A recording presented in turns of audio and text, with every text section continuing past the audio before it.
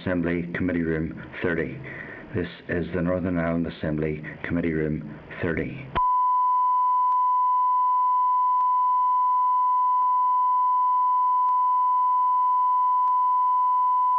This is the Northern Ireland Assembly Committee Room 30. This is the Northern Ireland Assembly Committee Room 30.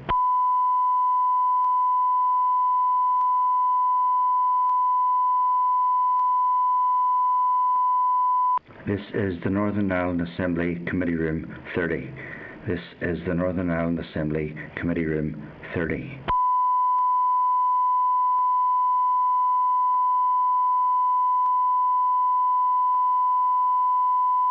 This is the Northern Ireland Assembly Committee Room 30. This is the Northern Ireland Assembly Committee Room 30.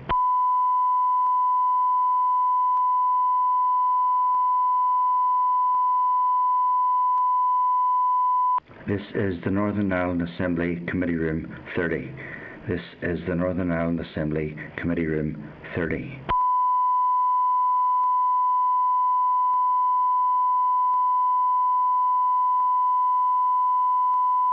This is the Northern Ireland Assembly Committee Room 30. This is the Northern Ireland Assembly Committee Room 30.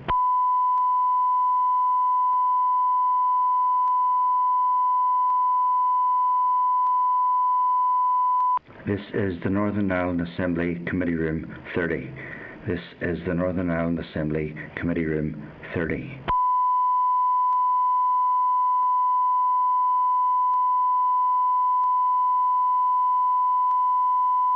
This is the Northern Ireland Assembly Committee Room 30. This is the Northern Ireland Assembly Committee Room 30.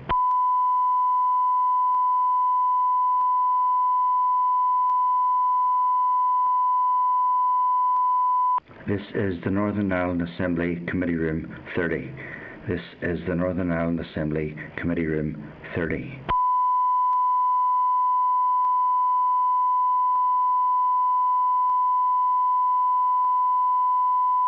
This is the Northern Ireland Assembly Committee Room 30. This is the Northern Ireland Assembly Committee Room 30.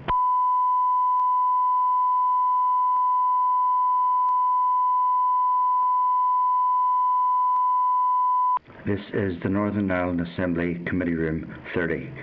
This is the Northern Ireland Assembly Committee Room 30.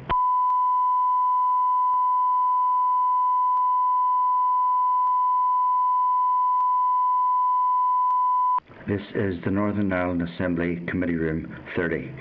This is the Northern Ireland Assembly Committee Room 30.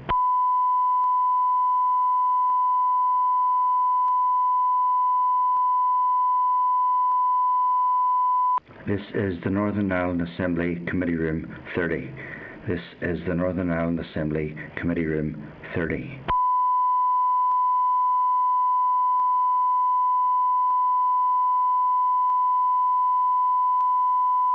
This is the Northern Ireland Assembly Committee Room 30. This is the Northern Ireland Assembly Committee Room 30.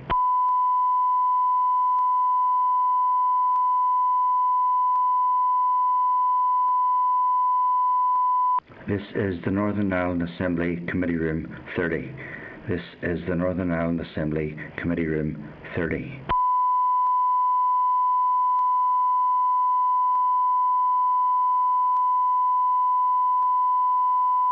This is the Northern Ireland Assembly Committee Room 30. This is the Northern Ireland Assembly Committee Room 30.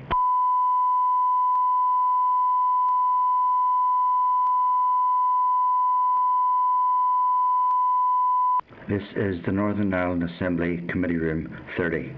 This is the Northern Ireland Assembly Committee Room 30.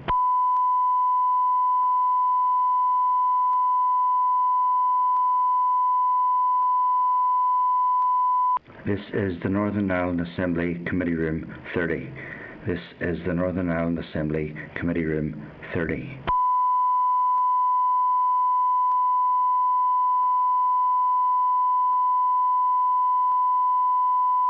This is the Northern Ireland Assembly Committee Room 30. This is the Northern Ireland Assembly Committee Room 30.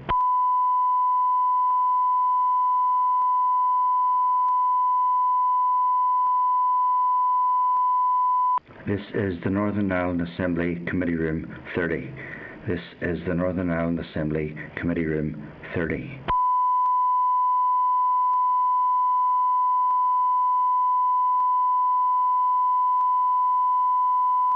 This is the Northern Ireland Assembly Committee Room 30. This is the Northern Ireland Assembly Committee Room 30.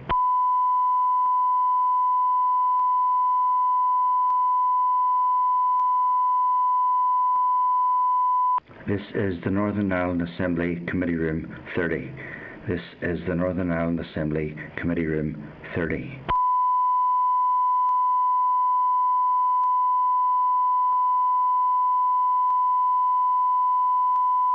This is the Northern Ireland Assembly Committee Room 30. This is the Northern Ireland Assembly Committee Room 30.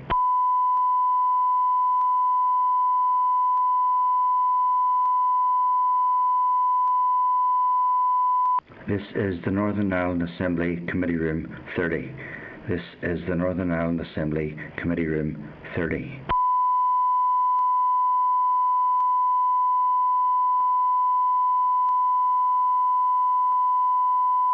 This is the Northern Ireland Assembly Committee Room 30. This is the Northern Ireland Assembly Committee Room 30.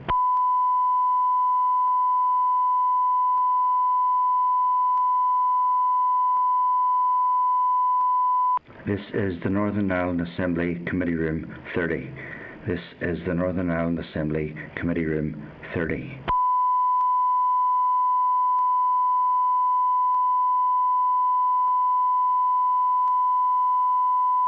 This is the Northern Ireland Assembly Committee Room 30.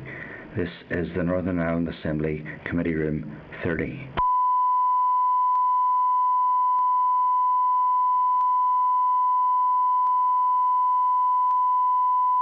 This is the Northern Ireland Assembly Committee Room 30.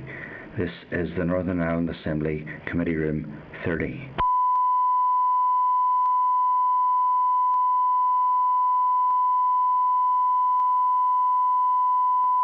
This is the Northern Ireland Assembly Committee Room 30. This is the Northern Ireland Assembly Committee Room 30.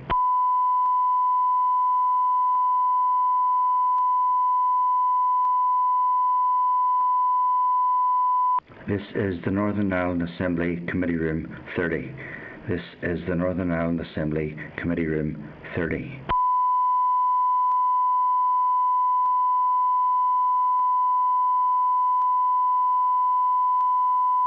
This is the Northern Ireland Assembly Committee Room 30. This is the Northern Ireland Assembly Committee Room 30.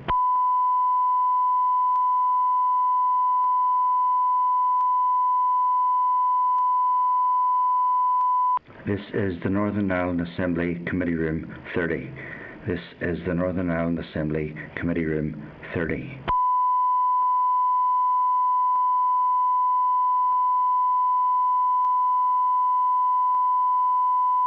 This is the Northern Ireland Assembly Committee Room 30. This is the Northern Ireland Assembly Committee Room 30.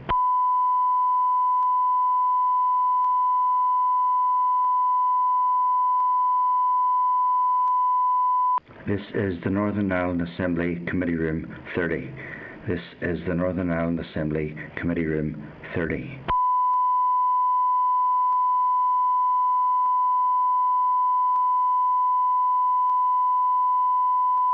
This is the Northern Ireland Assembly Committee Room 30.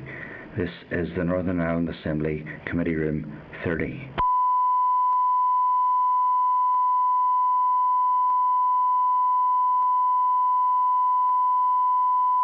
This is the Northern Ireland Assembly Committee Room 30. This is the Northern Ireland Assembly Committee Room 30.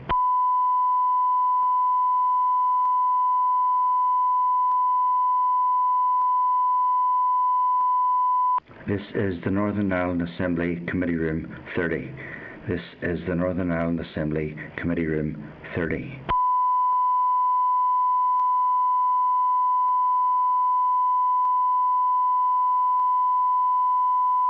This is the Northern Ireland Assembly Committee Room 30. This is the Northern Ireland Assembly Committee Room 30.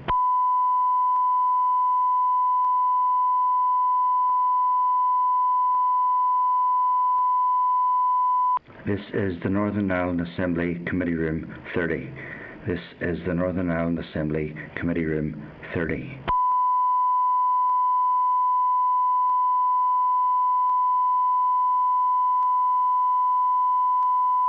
This is the Northern Ireland Assembly Committee Room 30. This is the Northern Ireland Assembly Committee Room 30.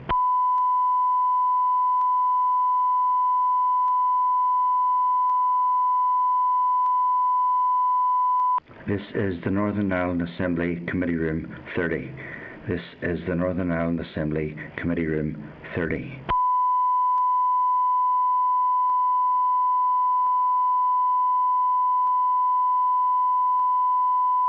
This is the Northern Ireland Assembly Committee Room 30. This is the Northern Ireland Assembly Committee Room 30.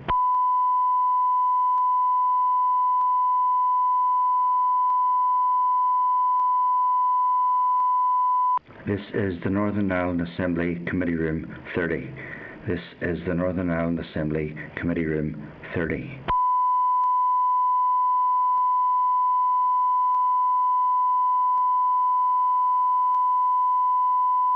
This is the Northern Ireland Assembly Committee Room 30.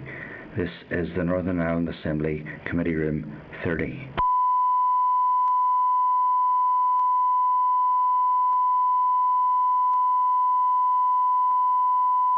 This is the Northern Ireland Assembly Committee Room 30. This is the Northern Ireland Assembly Committee Room 30.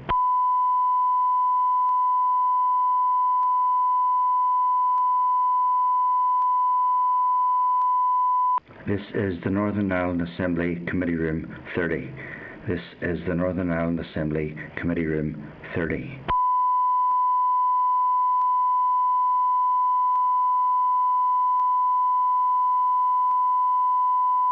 This is the Northern Ireland Assembly Committee Room 30.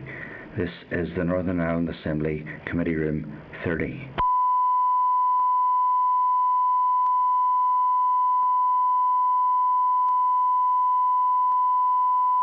This is the Northern Ireland Assembly Committee Room 30. This is the Northern Ireland Assembly Committee Room 30.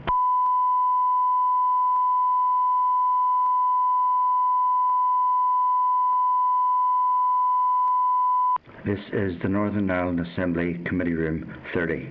This is the Northern Ireland Assembly Committee Room 30.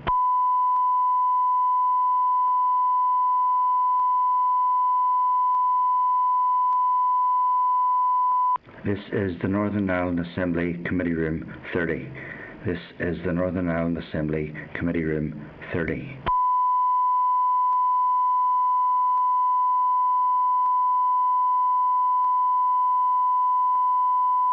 This is the Northern Ireland Assembly Committee Room 30. This is the Northern Ireland Assembly Committee Room 30.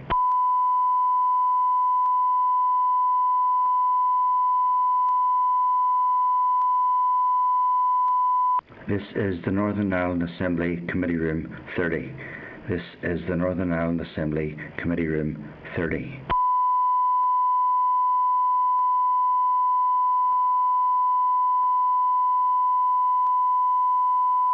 This is the Northern Ireland Assembly Committee Room 30. This is the Northern Ireland Assembly Committee Room 30.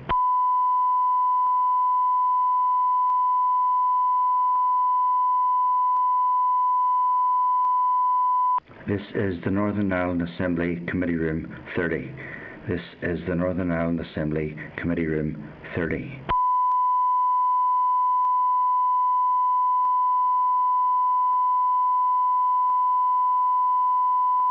This is the Northern Ireland Assembly Committee Room 30. This is the Northern Ireland Assembly Committee Room 30.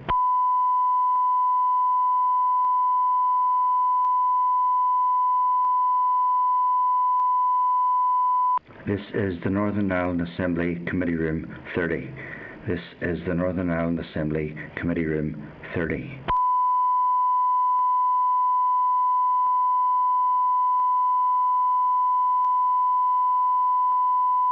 This is the Northern Ireland Assembly Committee Room 30. This is the Northern Ireland Assembly Committee Room 30.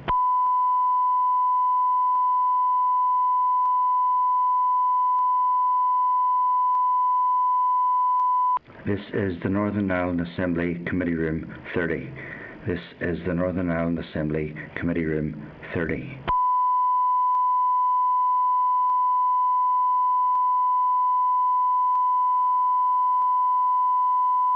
This is the Northern Ireland Assembly Committee Room 30. This is the Northern Ireland Assembly Committee Room 30.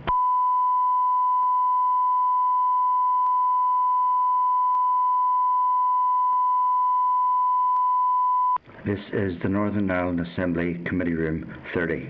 This is the Northern Ireland Assembly Committee Room 30.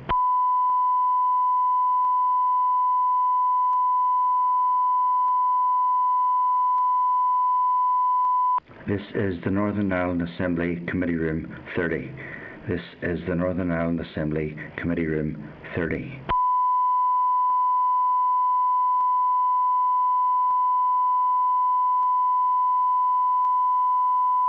This is the Northern Ireland Assembly Committee Room 30. This is the Northern Ireland Assembly Committee Room 30.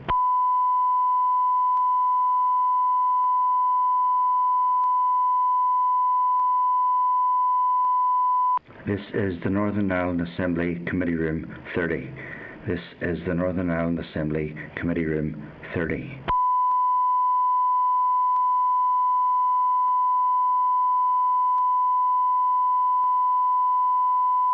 This is the Northern Ireland Assembly Committee Room 30. This is the Northern Ireland Assembly Committee Room 30.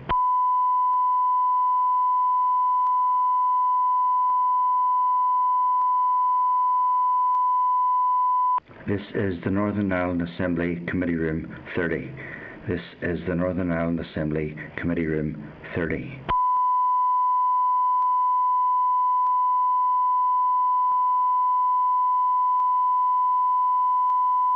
This is the Northern Ireland Assembly Committee Room 30.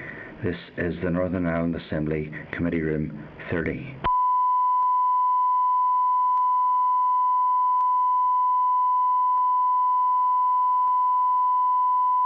This is the Northern Ireland Assembly Committee Room 30. This is the Northern Ireland Assembly Committee Room 30.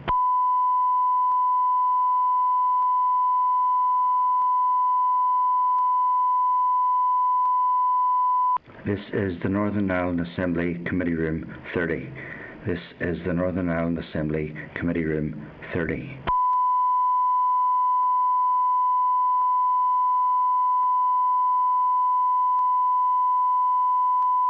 This is the Northern Ireland Assembly Committee Room 30. This is the Northern Ireland Assembly Committee Room 30.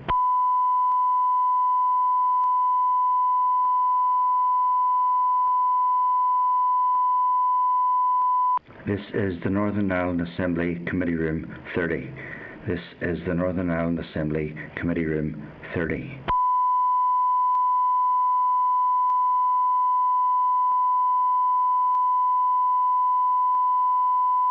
This is the Northern Ireland Assembly Committee Room 30. This is the Northern Ireland Assembly Committee Room 30.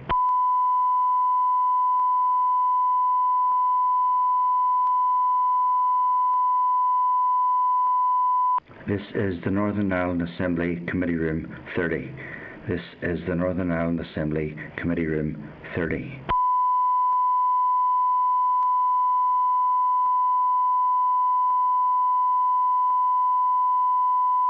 This is the Northern Ireland Assembly Committee Room 30. This is the Northern Ireland Assembly Committee Room 30.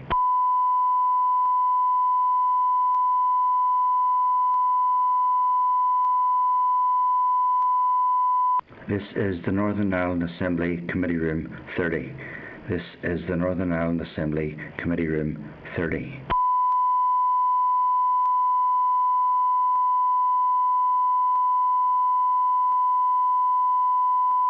This is the Northern Ireland Assembly Committee Room 30. This is the Northern Ireland Assembly Committee Room 30.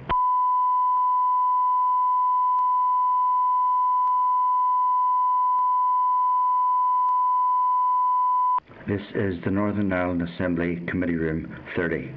This is the Northern Ireland Assembly Committee Room 30.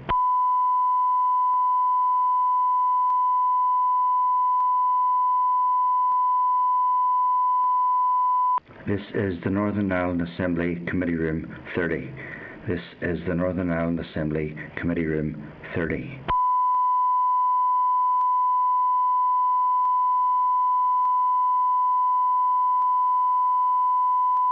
This is the Northern Ireland Assembly Committee Room 30. This is the Northern Ireland Assembly Committee Room 30.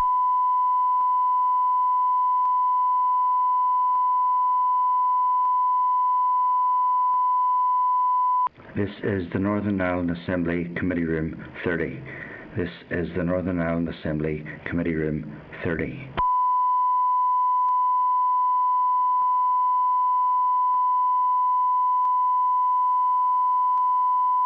This is the Northern Ireland Assembly Committee Room 30. This is the Northern Ireland Assembly Committee Room 30.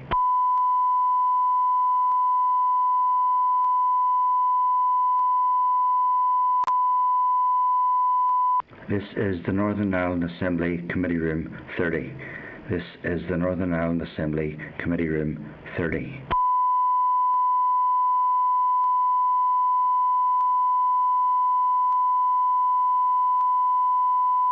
This is the Northern Ireland Assembly Committee Room 30. This is the Northern Ireland Assembly Committee Room 30.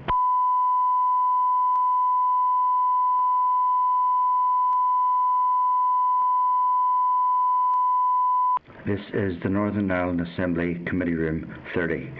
This is the Northern Ireland Assembly Committee Room 30.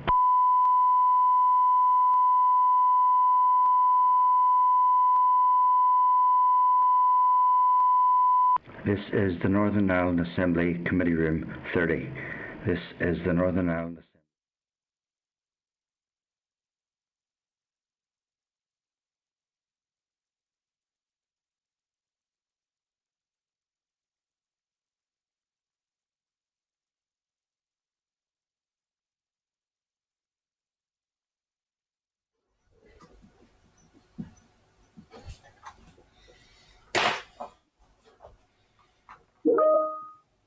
Okay, so I'd like to take this opportunity to welcome members to the Executive Office Committee meeting for today. The meeting is obviously, as ever, being recorded and broadcast. So if I could ask if all members ensure that their microphones are on mute whenever they are not participating. That just saves any feedback coming back through and also anybody saying something that they don't want to get heard. So if members could do that, please, and if you could use, if it's available, the raised hand function at the side. Is there anybody that's on at the minute that doesn't have access to the raised hand? Okay, ironically, Emma's raising her hand to tell me that. I'm having to do it through my browser. So there maybe is a way, but I don't know how to do it. That's okay. I think there is difficulty whenever it's done through the browser. So look, we'll maybe call you in for and ask you directly at each stage if you want to ask anything. I'll just make a note of that for myself because I will forget later.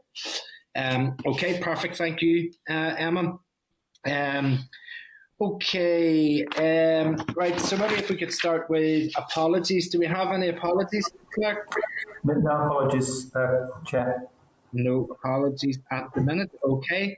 Then in terms of a chairman's remarks, maybe I would just like to note the passing of Jimmy Spratt, who was an MLA from 2007 to 2015 and was a member of the two predecessor committees, the Committee of the Centre and the Committee of the Office of First Minister and Deputy First Minister. So both of those committees were prior to this, the Executive Office Committee. So we just offer our condolences to Mr. Spratt, to his family and to his friends.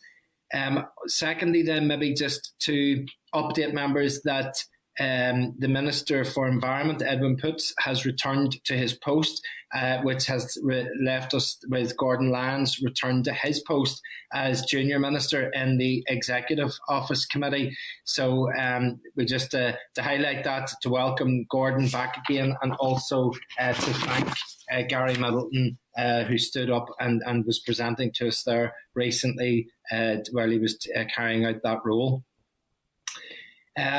Then move to item 3, which is the draft minutes. They're on page 6 of the meeting pack. Are members content that they are a true reflection of the proceedings of the meeting? Yep. Okay. Right, well then we can get those signed. In terms of matters arising, that following last week's evidence session on the High Street Task Force, the clerk is preparing a paper outlining the main themes and issues raised, and will bring it to the committee on the 24th of March for consideration. I think there were a number of actions that maybe were coming from that, from the various working streams and people that we met, and there may be a way that we would be able to move forward with that. So we'll get that report ready for our next meeting, and then we can action plan on the back of that from there. Maybe just, I can see that Trevor Lunn has dropped down into the audience and that Martina Anderson is in the audience as well. I think we're moving on anyway to the next element, but just in case they're just to get all over the place, Chair. Well, that's the equivalent of getting up in the middle of a meeting and going for a downers. Yeah, not to rejoin already, you know. Yeah, back. Not to worry. Okay. Look, folks, then with that all transacted, we're ready to move on to item 5, which is the UK exit from the EU and its implications, and the Seanad Select Committee on the withdrawal of the UK from the EU. There are information available in the meeting pack from pages 19 to page 186. Maybe if I could ask broadcasting to bring all of the various members of that committee up into the spotlight for us. I think we have most of the members there. Yeah, indeed. If I could just ask for 2 things then at this stage. If I could ask all people present to go on to mute, and that's really important, so if people could just double check that they are on mute. And then if we could ask Lisa Chambers to be able to, if her microphone is switched on, if I say hello to you, Lisa, if you say hello back to me, it'll bring you up into the spotlight for me. Hi, Colin. How are you doing? Hi to all of the members as well. Fantastic. That's great. We can see there. Lisa, you and your committee are very welcome with us today. It's somewhat of a return visit. We were with yourselves a few weeks ago. We found it to be a very useful exercise to be able to converse and to discuss and chat about the various issues that we were facing. I think there seems to be an increasing reality that by having conversations, by talking and chatting, we actually work out what the real problems are as opposed to what the perceived problems are. And I suppose the concern is if you live in a bubble, then you're only going to find out what's going on around you in that bubble. And maybe just, if I could say at that stage, I'm disappointed that we have no representatives of the DUP present here today at this meeting. You know, some could perceive that it just shows an unwillingness or an ignorance to learn what the actual issues are. And it shows a lack of will to be able to try and resolve problems and move into a problem-solving mode. But thankfully, the majority of representatives in the Assembly actually are in that space of wanting to try and find solutions to the problems. And as grown-ups, we know that that involves having to talk to people and find out what the problems are. So you're very welcome with us today. I'll hand over to yourself to make a few opening remarks, and then we'll move into questions and answers, and hopefully it'll allow more of a conversation to take place at that stage. But Lisa, I'll pass over to yourself. Great. Thanks very much, Colin, to yourself, Chair, to all of the members. So I'll make a brief opening statement and then we can open it up after that. So good afternoon, and on behalf of the Seanad Brexit Committee, I would like to begin by thanking all of our colleagues in the committee, for the Executive Office Northern Ireland Assembly, and to you, Chair Colin McGrath, for extending an invitation to us, the Seanad Brexit Committee, to discuss Brexit and the EU-UK Trade and Cooperation Agreement and other related matters. The Brexit process, which began in 2016, has been very difficult for all stakeholders involved and has posed significant challenges for the island of Ireland, our citizens, businesses and our communities. Nevertheless, we as public representatives have a duty to work through those difficulties and work together to ensure that we minimise the negative impact of Brexit for those that we represent. I fully appreciate that there are significant differences in opinion in how we go about navigating Brexit and protecting those we represent. And that is part of the motivation to have these engagements with our colleagues in the North. As you'll be aware, Chair, our committee was re-established at the end of last year to give a specific and dedicated focus to Brexit and to assess the damage and impact of Brexit post end of transition period on the 31st of December last year. To date, our committee has had a number of meetings spanning numerous topics relating to Brexit. In this regard, we've engaged with the United States Ways and Means Committee through its chair, Congressman Richie Neal, with the Scottish Government through Mike Russell, MSP, with your own committee chair discussing the all-island impacts of Brexit, with the Irish business sector through IBEC, the Irish haulage industry to the IRHA and our main ports Dublin and Rosslare. We've also met with the Economic and Social Research Institute, the Data Protection Commissioner, to look at transfers of data between Ireland and the UK. And more recently, we met with the HSE and Kingsbridge Hospital in Belfast to look at the impact of the loss of the Cross-Border Treatment Directive, which, as you know, is quite well used here in the Republic. The impact of Brexit is so far-reaching and permeates so many aspects of life on the island that we still have a considerable amount of work to do before we produce our interim report in July. The engagement today with your committee, Chair, is important on a number of fronts. I think it's good that we each have an opportunity to engage with each other through our own forums, that we have an opportunity to discuss candidly matters that affect both parliaments and indeed have an all-island dimension. But more importantly, Chair, I think it displays that both parliaments are actively working together on behalf of the island, and I look forward to continuing those engagements into the future. So, Chair, we are happy to take any questions and open the discussion between the two committees. And thank you once again for giving me the opportunity to say a few opening remarks. Okay, Lisa, thank you very much indeed for that. And I suppose what we'll do is, as we're becoming more used to these interactions and doing so virtually, that maybe if I start and then other members will join in with a few questions, if we direct them to yourself and then you can maybe pass them out to members of your committee then to respond in turn or together, and then that will work probably the best if we sort of operate between both of ourselves as chairs to get the free flow of conversation. And maybe what I could do is begin with a few questions. And I suppose the first question maybe then I would ask is, that the future relationship and the current negotiations are like any negotiations. They're sort of based on trust and goodwill on both sides.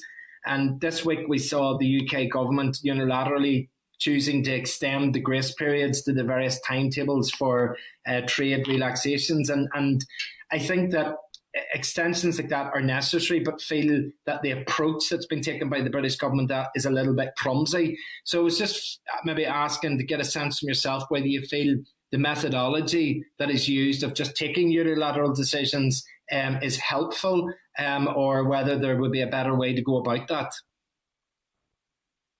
Yeah, it's a good question, Colin. I'm on record as saying that I actually felt that the request for an extension of the grace period was a reasonable request. And it's my understanding that the Irish government were working behind the scenes to try and secure that extension. Because we could see the difficulties that were being experienced in Northern Ireland, in terms of importing goods and the pressure on business and just adjusting to what is, a significantly new and different trading environment. So I think the extension isn't really the issue, because we would have supported that in any event. But I suppose the method and the manner in which it was done, has definitely created tensions and made it a little bit more difficult in terms of implementing the agreement and working together, because obviously any unilateral action in a situation where you have two partners that should be talking to one another, isn't the optimal way of doing business. And it is regrettable, I think, that the EU intend to issue two letters, two parallel legal processes to deal with this and to use the mechanisms within the agreement and through the joint committee to try and resolve the matter. So it almost feels like we're a lot longer into the operation of this agreement than just 2 months, because so much has happened. But I'm a firm believer that whilst there are as I would see them, teething problems or, a bedding in period, that things can and will settle. But it will take political will on all sides for that to happen. And interestingly enough, we had the Economic and Social Research Institute in before our committee 2 weeks ago. And one of the points made by that witness was that there was a great opportunity for Northern Ireland in having access to both markets, that it could potentially lead to increased foreign direct investment into Northern Ireland, which I think we would all welcome. But if there's uncertainty around the future of the protocol and continuing uncertainty as to what the status of Northern Ireland might be in terms of access to both markets, it's difficult to encourage investment and you might actually lose out on that opportunity. So I thought it was an interesting point that we certainly took note of at the committee. Chair, I actually can't see the other participants on my screen. So can I ask you to maybe see if people have their hands up from my own side, because I'm only getting your shot and maybe I think just your own members. Actually, I can't see the other participants unless that can be made available on the screen. Okay, that's certainly an interesting point. Yes, because I can see everybody, so I can't see them. I can see their names in the list. So we will maybe ask I think if any of the members are in the spotlight, if they just unmute themselves, they can participate. So maybe if another member does have something to add to what Lisa said, if they just want to chip in, we should hopefully be able to include them.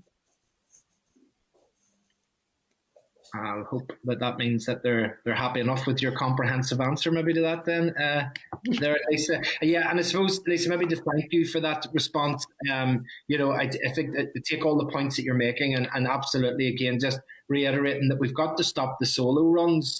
People need to sit down in a room and work through what the issues are and bring the requests into the room and try and do that in a settled way, because that's what's going to allow stability. And it is. There are very difficult messages being sent out, and if they're mixed messages or incorrect messages, that certainly doesn't help business and it doesn't help the people and the economy. So that is something that is quite important. I also maybe just to ask then about the change in personnel, if you feel that it might have an impact. There was the change recently in the UK government side from Michael Gove to Laura Frost. I think it's fair to say that that's a considerable difference, a difference of day and night, potentially, to the approach that's going to be taken in the negotiations. And just do you feel that change of personnel will have any ramifications? It's an interesting political question, Colin. I suppose I'm reluctant to pass comment on individual personalities, because at the end of the day, we respect the appointments made by the Prime Minister, and it obviously is a matter for the UK government who heads up what department and who heads up what project and negotiation. So, of course, we will always work with whoever is in situ at any given time, and we would expect the same in reverse. So, look, everybody can be, we can work with everybody. I think the main thing is that we have open dialogue and continued discussion. And, your first question, you talk about trust and goodwill. And even though it's been a very fraught process the last 4 years, and it has tested, I think, the relationship between both countries, we have a very long and colourful history, and a lot of trust and goodwill has been built up all over the years, and that doesn't disappear overnight. And the fact remains that the UK is still our closest neighbour, our biggest market, and the cultural and social ties. There's very few families that don't have a relative living somewhere in the UK. So that link is so strong that, I think we can overcome these things. And, I think a change of personnel really shouldn't impact on that. We should be big enough and bold enough to be able to do our jobs professionally, regardless of who the people are. Okay. I'm maybe going to do a test here. Just the next person on my list, as I read down it, is from your committee, is Malcolm Byrne. Could I just double check, maybe Malcolm, if you were just to talk to us for a moment here, that we can see you okay and that you're hearing us okay? Yeah, I can hear you perfectly, Colin. Thank you. Thank you, Malcolm. That's good. So maybe I can just offer out that if there's any other member from the committee that feels that they want to participate in an answer, if they just chip in, they will come into the spotlight and we'll be able to hear them. So Okay. Lisa, then my final question, maybe somewhat of a curveball, but nonetheless something that seems to be a result somehow of Brexit, and something that is being fixated in the British press today, is about Boris Johnson's fantasy project of a bridge from Northern Ireland over to Scotland. And we do kind of feel that it is somewhat a raid on devolution, insofar as these are issues, and the spend of money would be much preferred to be taken installment as other places. And I was just wondering if you had a thought on whether 20 billion would be better spent on a bridge between Northern Ireland and Scotland, or 20 billion pounds worth of infrastructure in the northern part of the island. Which do you think would be best? Oh, that is quite the curveball. I'm not sure that it's wise for me to offer an opinion on that. We have similar debates here within our own parliament in terms of infrastructural projects, capital projects, of which should be prioritised and which shouldn't. There's a couple of projects particularly close to my heart. For example, the Western Rail Corridor, which members may or may not be aware of. And you could argue either way. But for many of us, it's something that we're passionate about, and sometimes it can maybe a little bit more heart over head. So I think it is a matter for those that will be impacted by it. If there is a trade-off in that it means you can't do something else because of that investment, obviously that's a matter for the Assembly to discuss, and you should have input into that. Because at the end of the day, these decisions should be taken, by the people, and certainly on behalf of the people. So I think it's probably a discussion you may want to have within your own parliament as to the merits or demerits of that particular project. But it's an interesting one.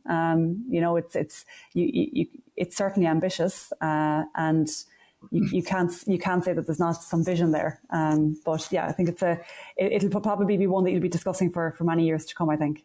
Yeah. Colin. Yes, go on ahead.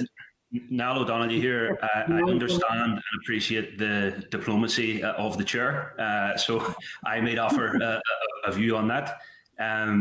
Respectfully, I say it's a bit of a pipe dream. It's a bit of a distraction in terms of the immediate issues that people are facing. It probably is also an effort to cover the blushes of some of those who advocated for the Brexit they're now dealing with the fallout of.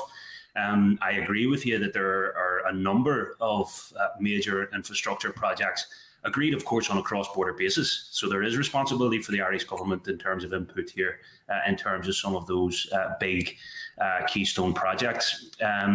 So, of course, it could be much better in terms of improving right across our infrastructure, whether that's road and more sustainable transportation infrastructure, whether that's rail and the connection, as Lisa rightly mentioned, into the west and through up into the northwest, and connecting all parts of the island. I think that for very logical and very sound political and economic reasons, and very justifiable reasons, I think, for anyone, that is where the focus needs to be. But we do and should have an input in there from an Oireachtas perspective, and I think certainly what has been agreed in the programme for government here in Dublin in terms of the Narrow Water Bridge, in terms of the A5 and those projects, and indeed longer term projects around, even in this state, the Ireland 2040 programme, I don't think any of that would really include a bridge to Scotland, which all of the experts that I have heard are ruling out of order in terms of the technical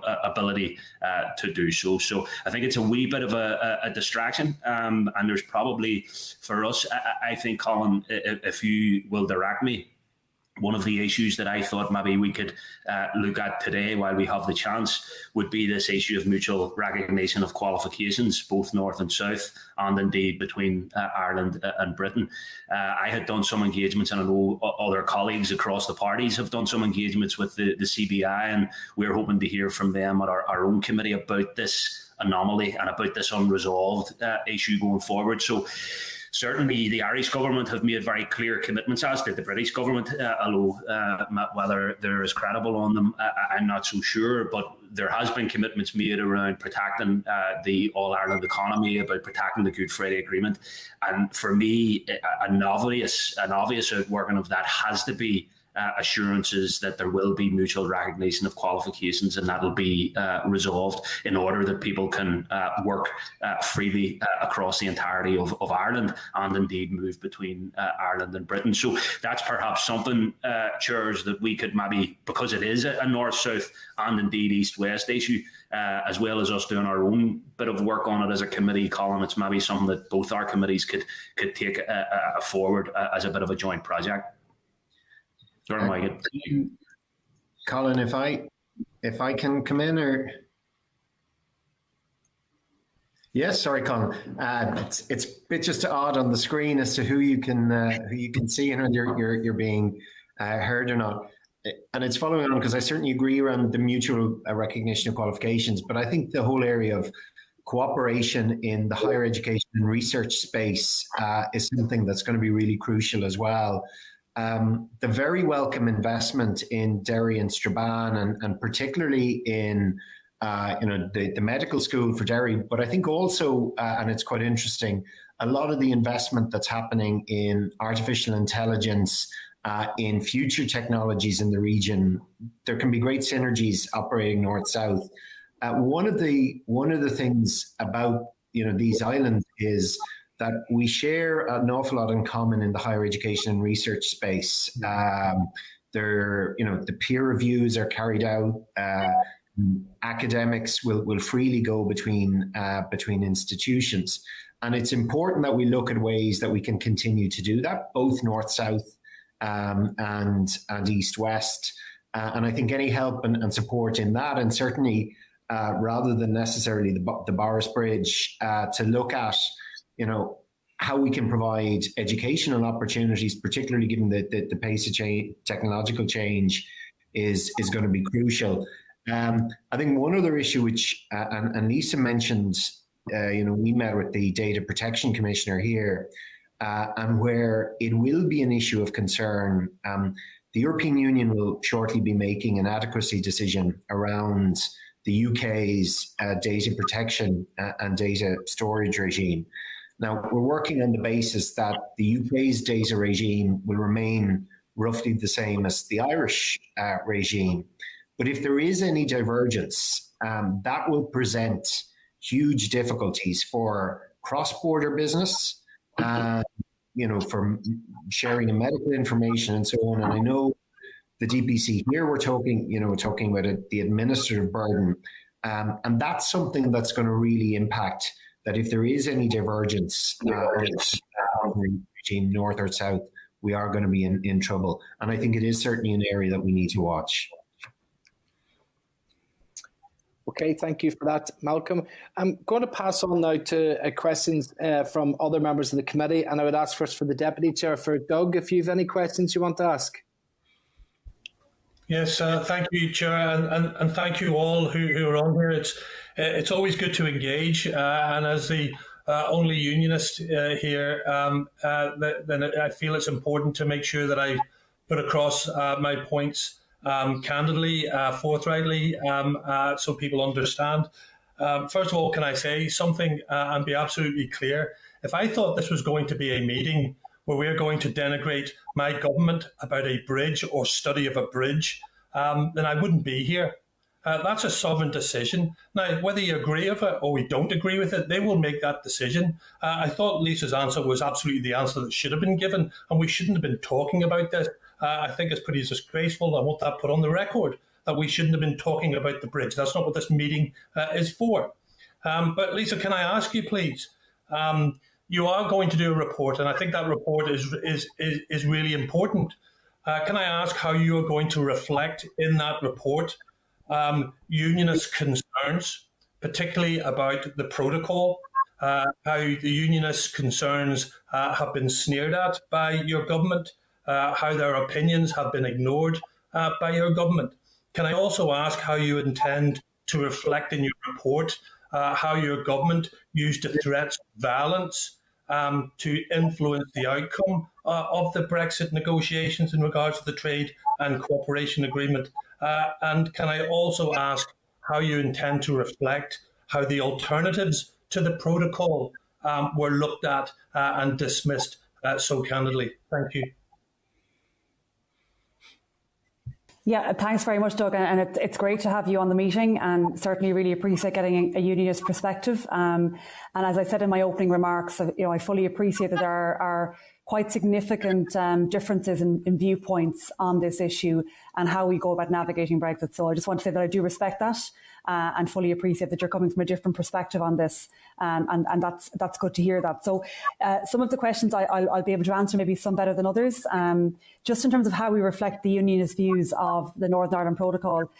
First of all, the fact that we've even had engagement with you, Doug, today will make a difference, because at least I've got direct, expressions of views from somebody from that community. When we didn't have a meeting with your committee, there was an invitation to our committee a number of weeks back. We didn't have that unionist voice, and actually I think that the majority of our members expressed a disappointment that we didn't get to hear from somebody, because we really wanted to hear that side of things. And we would have expressed at that meeting as well, Doug, that we very much understood the differing views and that we were to respect those views. So I will certainly do my best as chair of the committee to make sure that those views are reflected as best I can. As I said in my opening statement, we have a number of other engagements yet to have before we report in July. So we are hoping to have more engagements with organisations kind of north and south, that span north and south, with a hope and a view to getting those perspectives. So hopefully we'll have a bit more to put into the report than we do have to date, if I'm being honest about it. But I suppose it's quite well publicised, the difficulties that the unionist community have with the protocol, and I do understand them. Actually, I get where you're coming from. I'm not living your experience, but I understand why your community is not happy with it. It makes sense, actually, from your perspective. But I'm not sure that the Irish government can do a whole lot to address all of those concerns, but I do think we have to try and do something. And I would have expressed views previously that, the difficulties that we're having now with trade in and out of Northern Ireland, that has to be fixable. That seems like a solvable problem that we just need to lock heads together. Rather than being, I suppose, rather than be challenging one another, we should try and work together to try and resolve those issues. And I do appreciate that there are concerns. And that's why I would have said that the extension of the grace period was actually a sensible suggestion from the UK government, and I would have very much supported that. Might not agree with how it was achieved, but I think it was the right outcome in terms of actually giving that extra time to communities and businesses in Northern Ireland. In terms of the Irish government's actions leading up to Brexit happening, that's not really a focus of our committee. We were established towards the end of last year, really with the focus of looking at, now that Brexit has happened, now that we have the trade and cooperation agreement in place, what is the impact of that on the island across all sectors, business and communities? So we're not really looking back the way, because I think we've had that debate, we've had that argument, and I suppose we're looking to the future to see how do we make this work and how do we minimise the negative impacts that we can see from Brexit on all communities. And that includes the unionist community. I think we have a responsibility to reflect that in our report as well. So I suppose the proof will be in the pudding, Doug, when it's published. But certainly take on board your views today, and thank you for expressing them, and we'll do my best to make sure that they are reflected in our report. And Chair, I'm not sure if other members want to come in, or any other members wish to come in there and answer that? If I could come in, one of in the last term of the Oireachtas, one of the great strengths we had in the Seanad and indeed the Brexit Committee was we had a unionist member who reflected, not right uniformly, Doug, but who gave a unionist analysis and a unionist perspective. So in the upcoming by-election for the Seanad, we have the opportunity to put a unionist voice back in the Oireachtas, and I hope members across the board take that opportunity up, because I think that's one way, certainly, that this committee and indeed the institutions overall would benefit from actually tangibly putting those words into action to ensure that we have those unionist voices represented there, or at least some of them. The more the merrier, says I. Chairman. Yes, go on ahead, Michael. Michael McDowell here. Just going back to what Doug was saying there about the concerns of the unionist community. I mean, I don't sneer at all at the concerns. I agree completely with what Lisa is saying. That we are listening, that we are sympathetic to any group on the island of Ireland who feels discomforted or worse as a result of the outworkings of Brexit. I just want to say a couple of things. I mean, it seems to me that I want to agree with Lisa on this. It seems to me that the political process leading to the actual decision in December and the terms on which Brexit was finally accomplished did in fact create a kind of a time emergency, and it was possibly a bit naive to think that from the 1st of January onwards that the new arrangements would come into effect smoothly. And from that point of view, I agree with Lisa that the relaxation of the implementation periods and the grace periods is probably a sensible thing to have happened. However, whether it's done unilaterally, which I don't like very much, but or whether it's done by agreement, I think that there's a common sense to easing new arrangements into existence. But the other thing, listening to the looking at the footage on BBC Northern Ireland, which I watch quite a lot, of empty supermarket shelves, I'd like to know, is that still, I'd ask Doug to say, is that still a serious problem? Are there empty supermarket shelves now, or was it a temporary blip in respect of paperwork with Sainsbury's and others, and Marks and Spencer's just not getting on top of administrative issues? A second thing that I just want to say is, the idea that plants can't be moved from Britain to Ireland, to Northern Ireland in particular, without removing the soil from them. I mean, these are the kind of issues which I think common sense would suggest should be addressed in a common sense kind of way. I mean, I don't feel under threat from British soil coming in either on the tire of a truck or on the bottom of a plant into Northern Ireland and then into the south, thereby prejudicing the European Union. And likewise, things like Scottish seed potatoes. I mean, I know that there are people in Ireland, in the Republic, who are seriously affected by problems in relation to importation of those products. So, I mean, it isn't as if they're all just unionist concerns. All of the paperwork concerns also apply, by the way, in Dublin and in Rosslare as well. So we're not on opposite sides of experience in relation to these matters.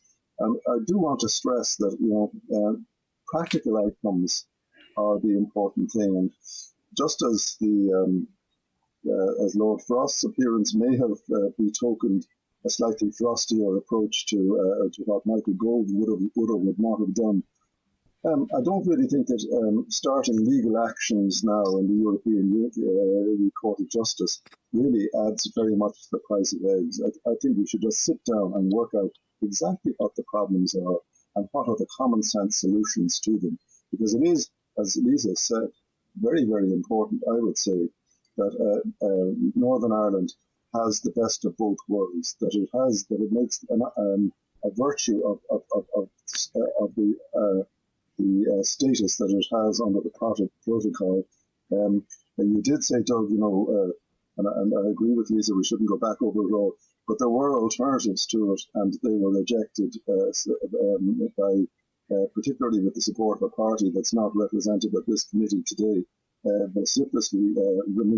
We know that the last Prime Minister tried her best to avoid some of the things that have happened since. So I'm just saying, we want to hear, we want to listen, we want to understand, we want to see what the reality of this is. I mean, you mentioned threats of violence in the past, and we see graffiti up on walls. That's surely, and we hear about loyalist paramilitary bodies sort of becoming concerned about the whole matter again.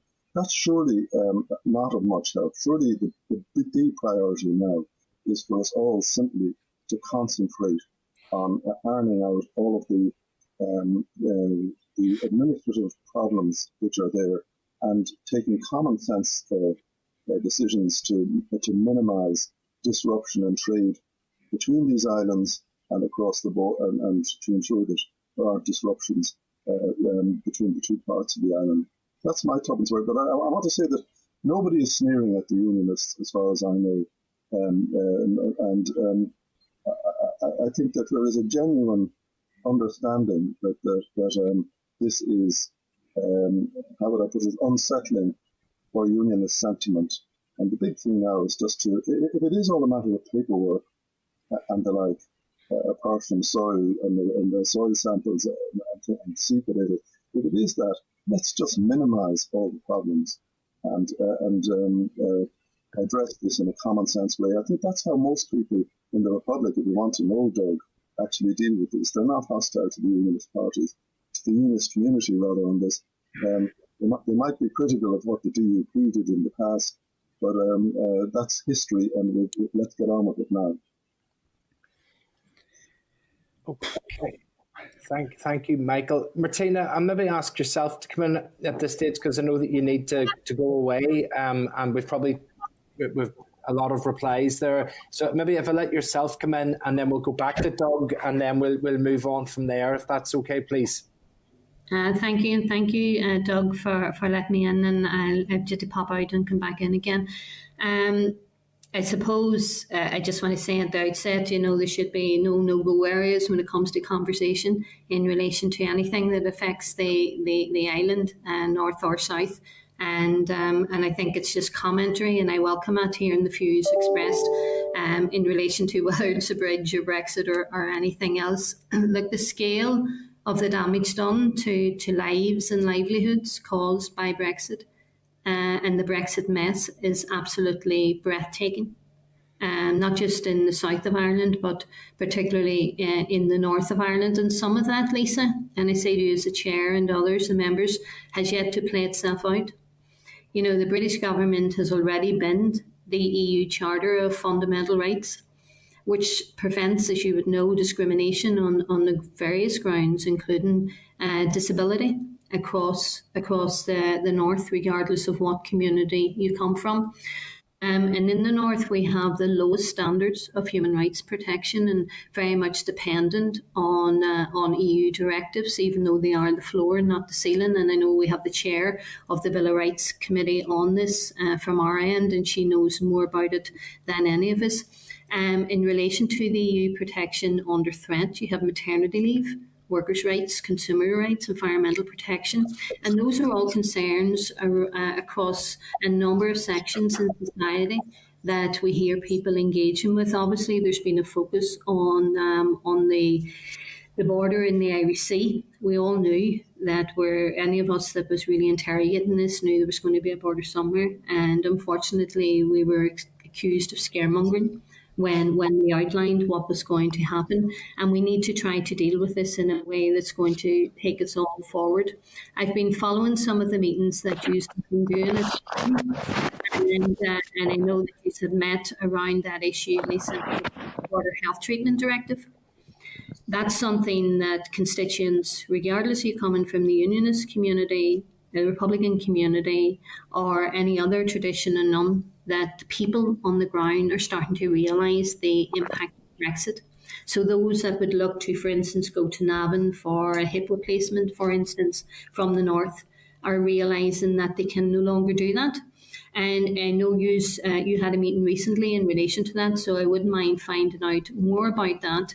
The recognition of qualifications, as Niall has said, is crucially important to my own constituency of Derry. Derry and Letterkenny Institute, who are working hand in glove, and there's a number of issues, even when we deal with the potential opportunity of investment around hydrogen, and we need to have the recognition of qualifications across this island.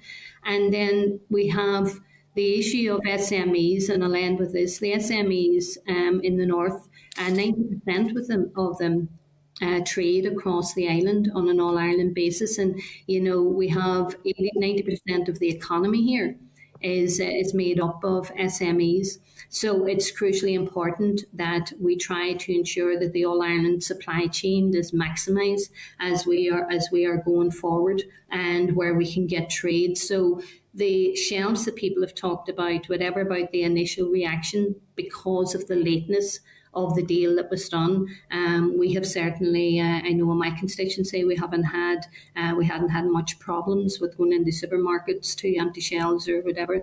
That certainly hasn't been the situation. As it has rolled on, it seems to have, resolutions seem to have been found, and that seems to be how trade and business will find a route to resolve the problems that they have encountered.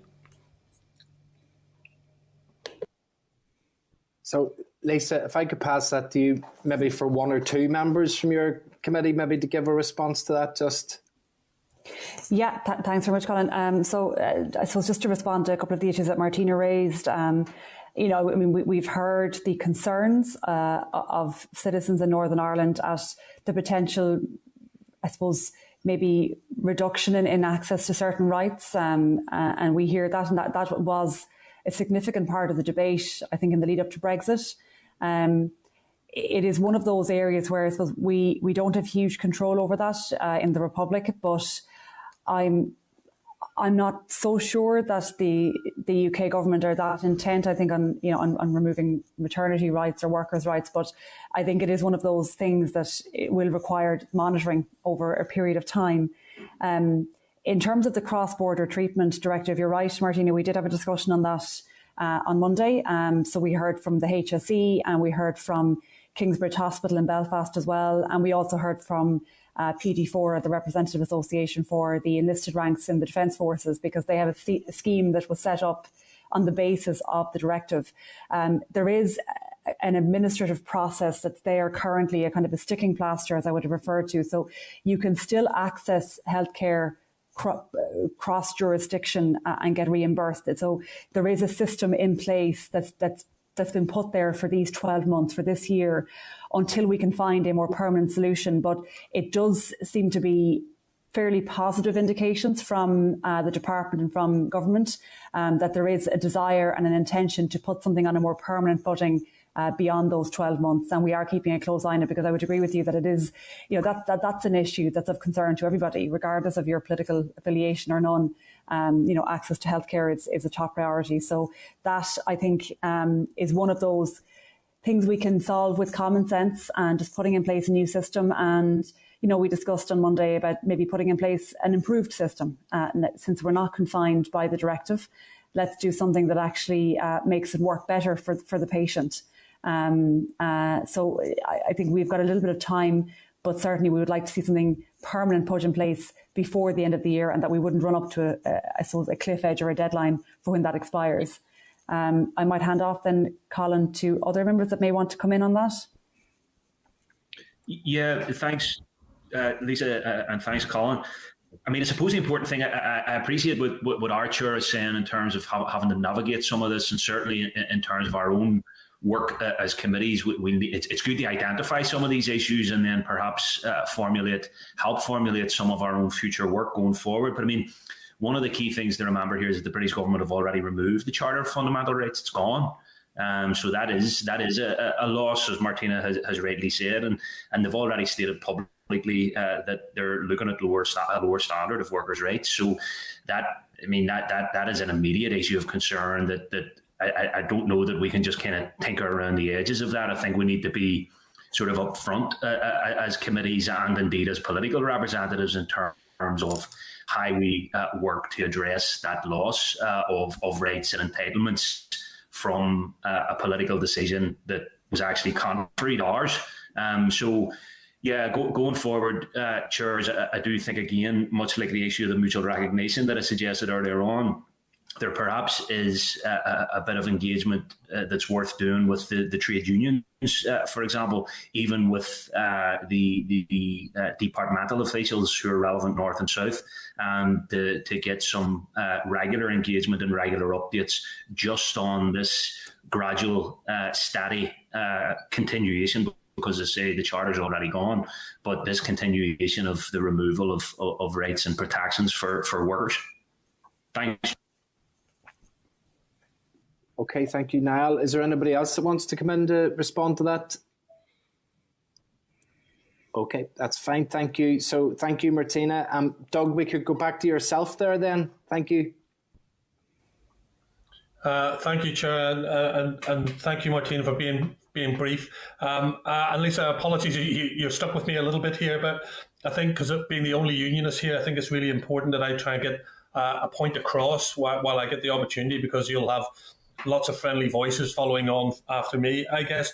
Lisa, I suppose one of the big issues we've got, and it has been explored before, but it probably needs to be explored again, is the whole issue about identity and the fine balance that we have in Northern Ireland, which was brought about by the Belfast Agreement, which my party helped negotiate with the SDLP.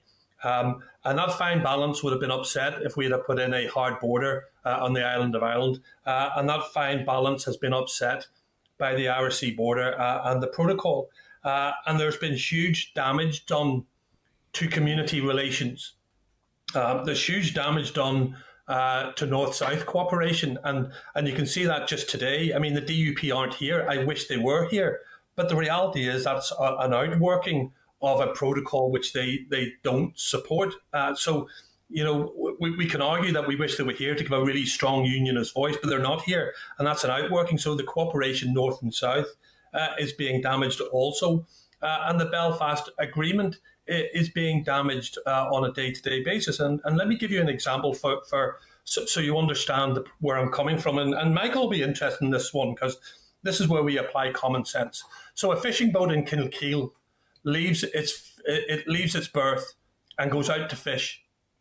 And because it's left its port, it's classed as being in a third country. To return to Kilkeel, it has to do a customs declaration. Now, that is not only ridiculous, it is absolutely against the Belfast Agreement and the spirit of the Belfast Agreement.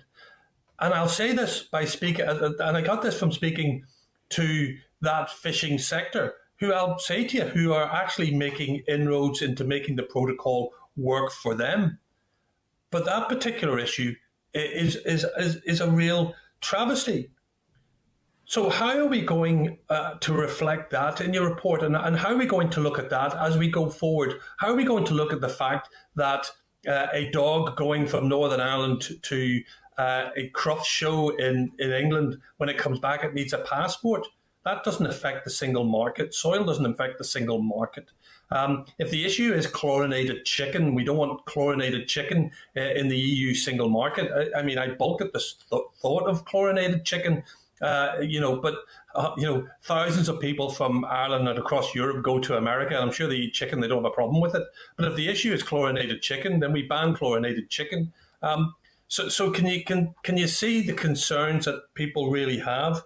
But this damage to community relations, and it is a damage to community relations, and it's going backwards rapidly. And this damage to the Belfast Agreement, because the protocol does not protect the Belfast Agreement, it damages the Belfast Agreement. So how do we look at that? How do we reflect that? And how do we understand that slightly better?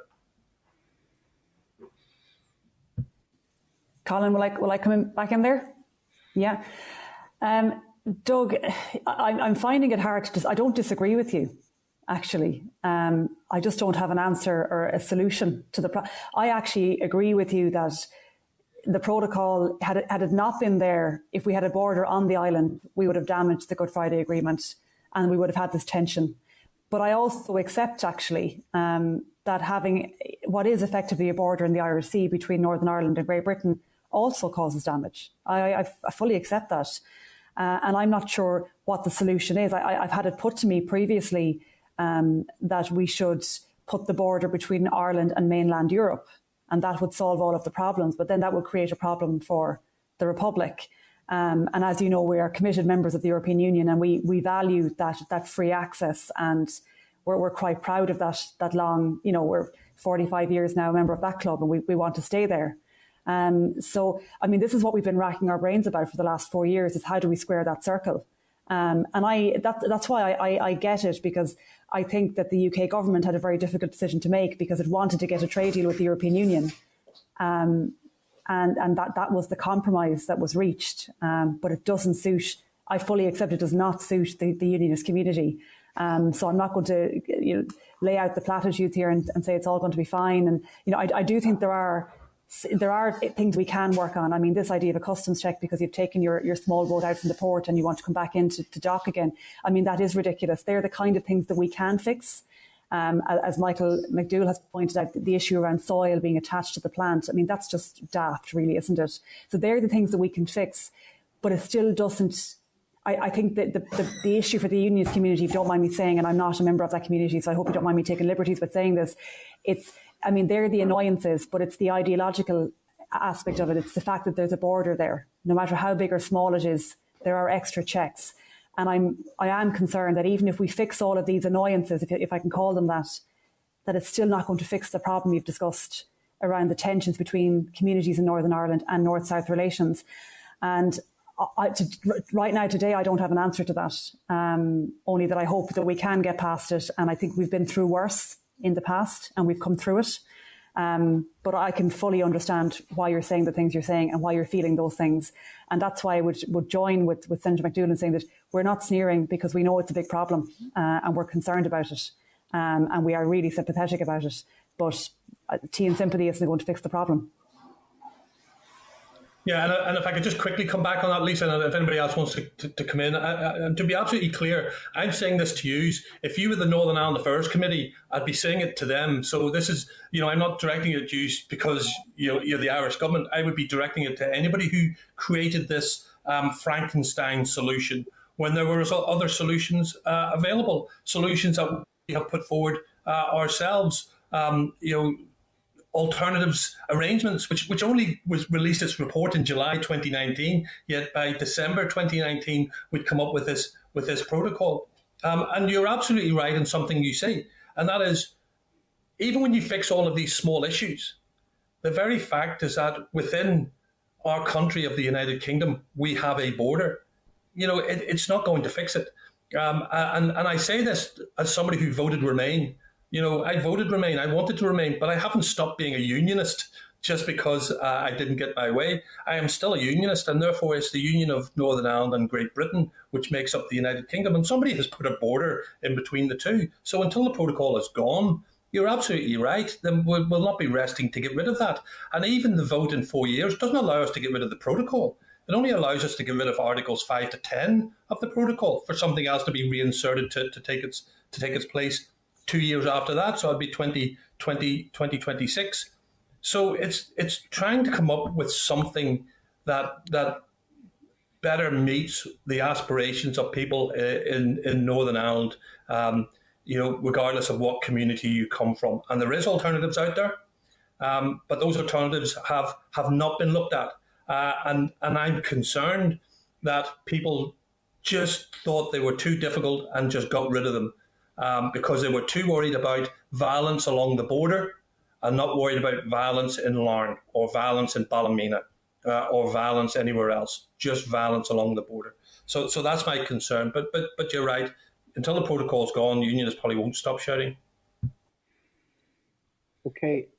Malcolm, I think, were you looking to come in there? Did I see you indicate? It's slightly moving the issue, Colin, if I may, which... and I suppose Doug might be able to, input on some of that as well. We're obviously looking at, the impact of Brexit on the Republic and particularly on the island, but we've got to be conscious around bigger questions as well. And I suppose this is around the constitutional makeup of the UK and particularly the future of Scotland. And there are very strong connections, obviously, between the unionist community in Scotland, but equally, between everybody on these islands. What consideration do you think that we should give should the future constitutional position of Scotland change? Well, that's a huge can of worms, Malcolm. And I'm not sure I can... Sorry for throwing it in there. I don't think I could give you an answer on that. The first thing I'll say to you is this, is that I'm an Irishman. I'm a very proud Irishman. I've always identified as being an Irishman belonging to the United Kingdom. And I'm a United Kingdom unionist. So therefore, I'm a unionist in Northern Ireland, Scotland, England and Wales. So the loss of any one of those component parts of my country would be a huge loss to me. So, I don't know which way Scotland will go. That will be, for them, it will be a democratic vote if it happens or when it happens. In the same way leaving the European Union was a democratic vote. And as I said, myself and my party were for Remain, but we accept the democratic outcome of a vote. That's what Democrats do. And we would have to do the same with Scotland. I couldn't give you an answer of where we would be if that happens, when that happens, because I don't even know when or if they will have a referendum anytime soon. Okay, Doug, I think you're doing well. It's unfortunate that, as I say, that the other unionist members aren't here, and it feels maybe like questions are being directed at you. But thank you for those questions and answers. Maybe if we could move next to Trevor. Yes, thank you, Chair. I've listened with interest to all this. I'm afraid I missed the last meeting, and I apologise for that. But I wouldn't want anybody to think that was part of a DUP boycott or a unionist boycott. I'm an independent member of the Assembly now, and perfectly happy to be described as a slightly soft unionist, but that's about as far as I go.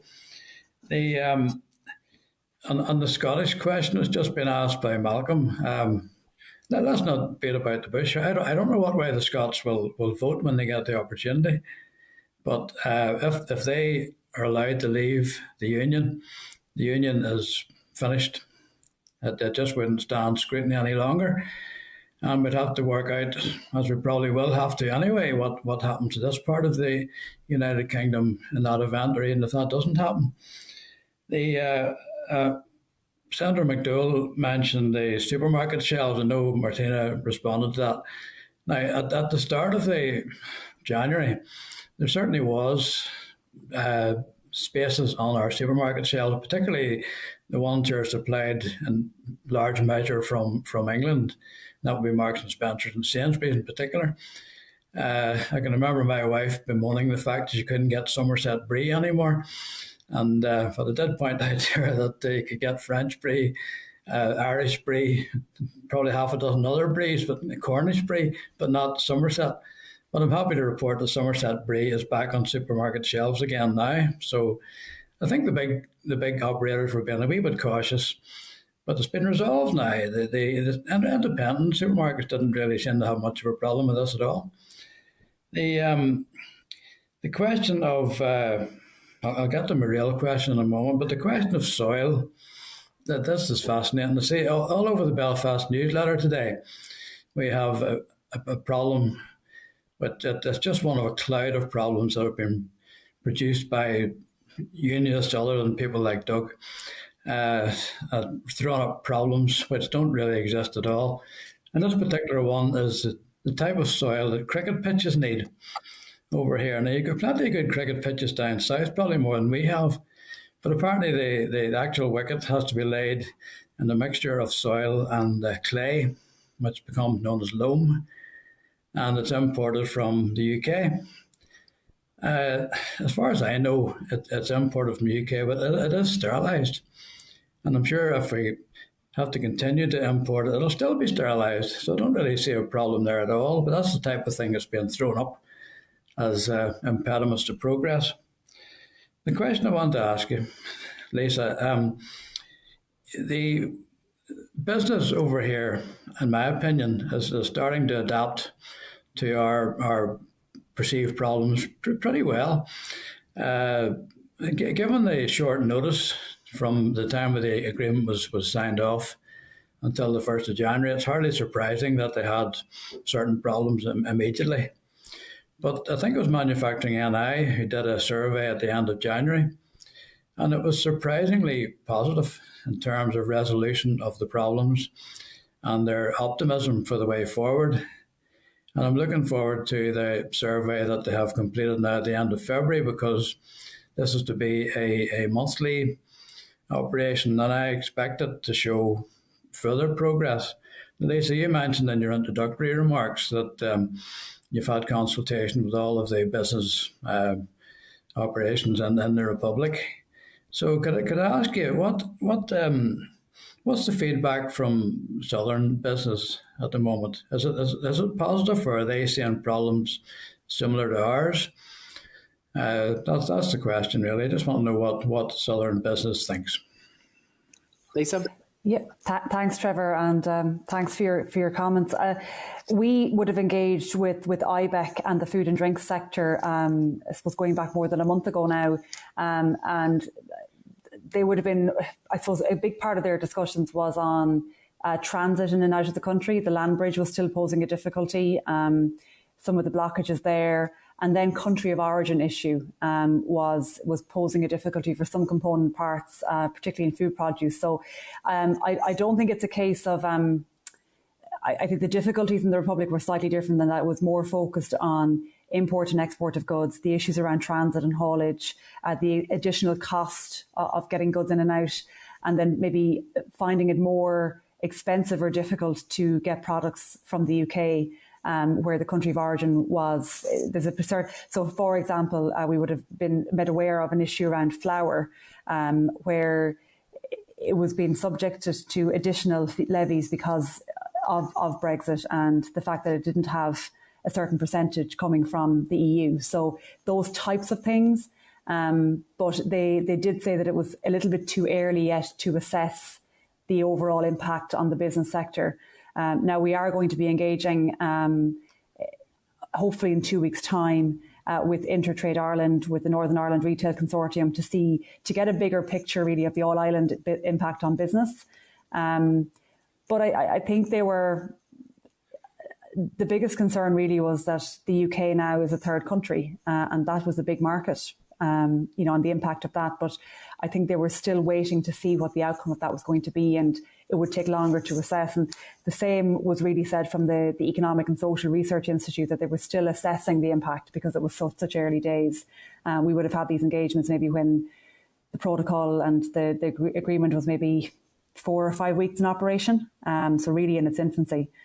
So I think slightly different difficulties to what the businesses in the north were experiencing. But I'm interested to hear that it seems to be a positive outlook.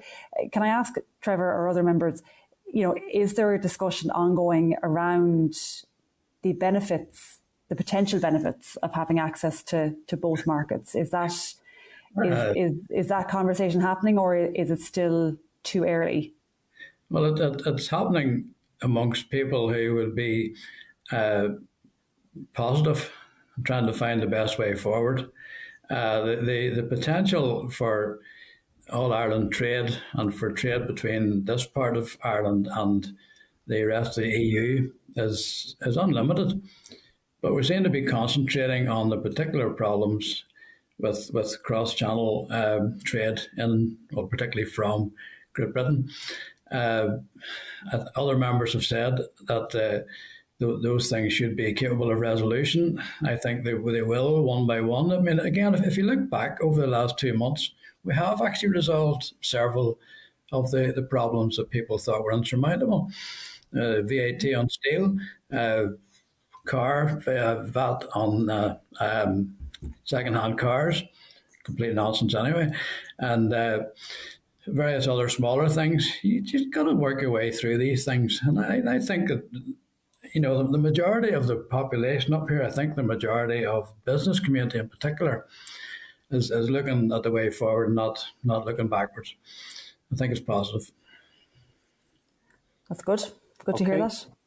Anybody else wish to respond to Trevor's questions? Okay, then maybe I could move on next then to Pat Sheehan. Pat, would you like to? Oh, and then, we'll go. Well, now I'm pitching Pat versus Emma. Well, we'll go Pat and then Emma. I still have you on the list, Emma. Thanks for that, Chair. And first of all, Lisa, I want to commend you on your restraint and diplomacy when you described the British government's unilateral decision to extend the grace period as not the optimal way of doing business. I must remember that one. But in any event, we're well used up here to British governments doing their own thing and reneging on agreements and so on. I mean, you just have to look at the state of the New Decade, New Approach Agreement and all the parts of that the British government haven't fulfilled to date. But we've covered quite a bit of ground here. I wanted to focus in on one particular issue, which is the Erasmus Scheme. And you'll be aware that Simon Coveney has said previously that students from the north would be able to access Erasmus, that the Dublin government would sort that out.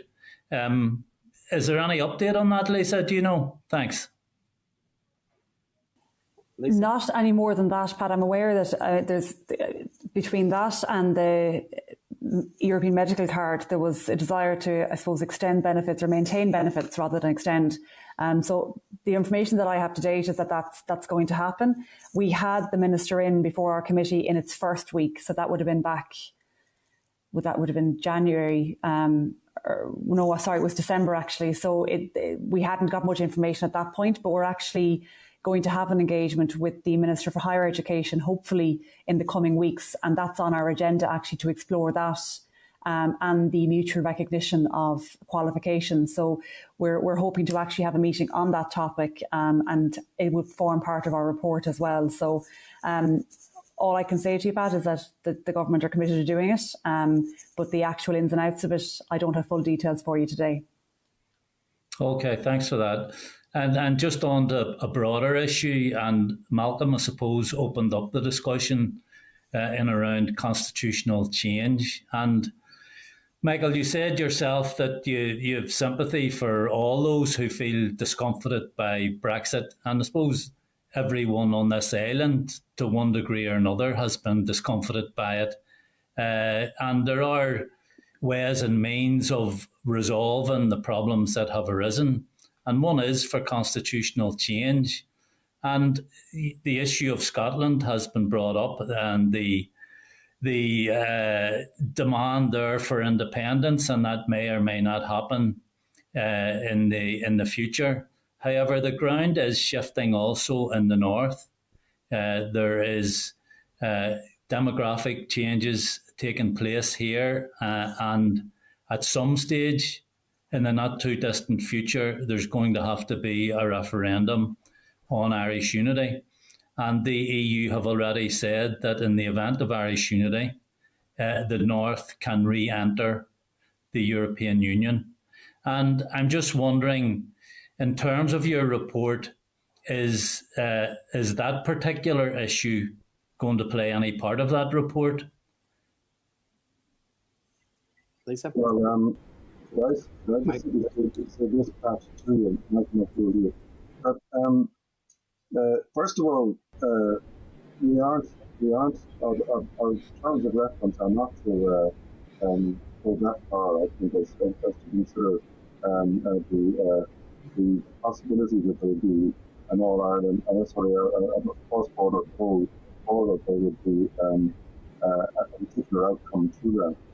The way most people in Dublin see it, and I think this is a thing that Niall Donnghaile probably wouldn't agree with, but I mean, most people in Dublin would see that a poll in the near future. Well, first of all, I don't think there will be a poll in Scotland, because I think that Downing Street won't allow it to happen. That's my first proposition on that.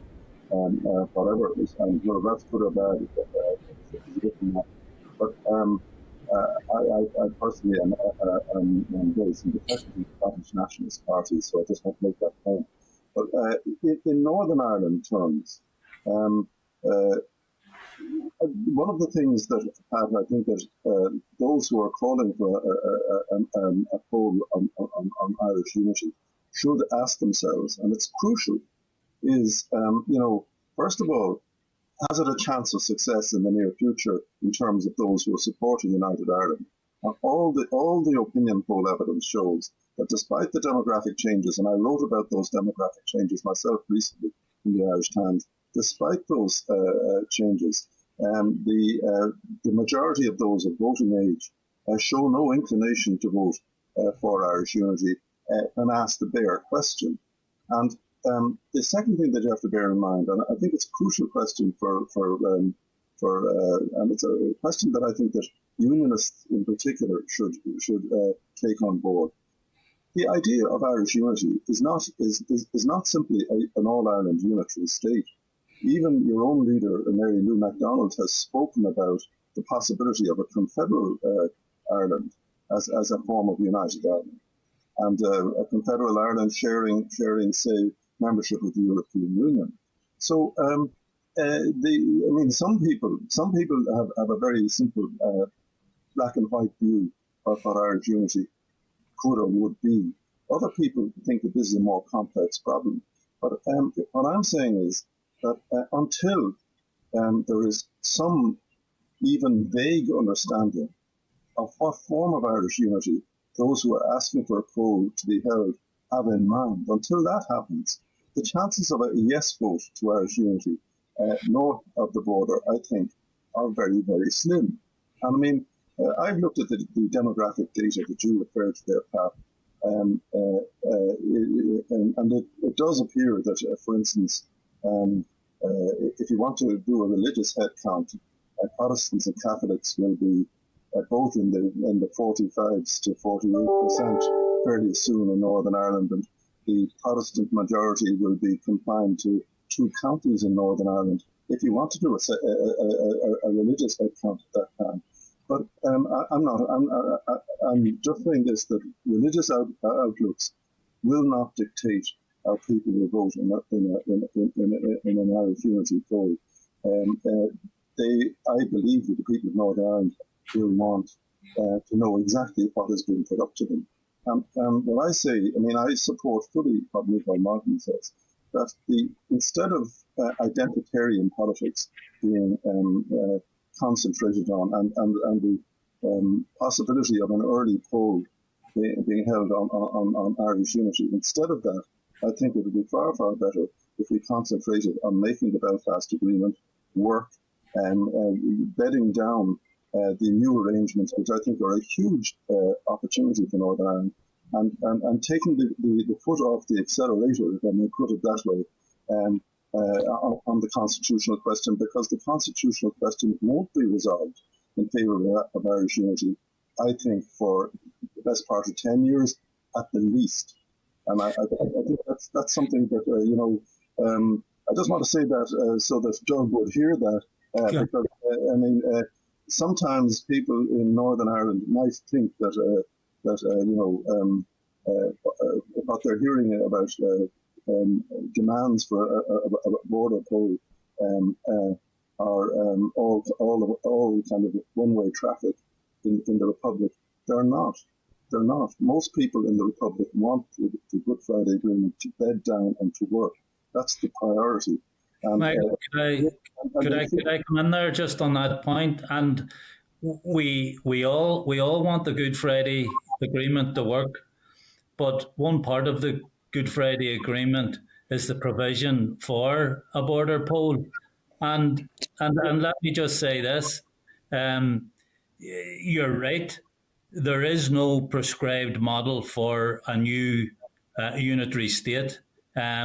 And that's all the more reason why we need to be talking about it now and not do the same as was done with Brexit, when nobody knew or understood or was able to foresee what the actual outcome of Brexit was going to be, not least the DUP, who are now in a bind because they were the cheerleaders for Brexit, and they are the ones who want to cover their own blushes because of the consequences of it.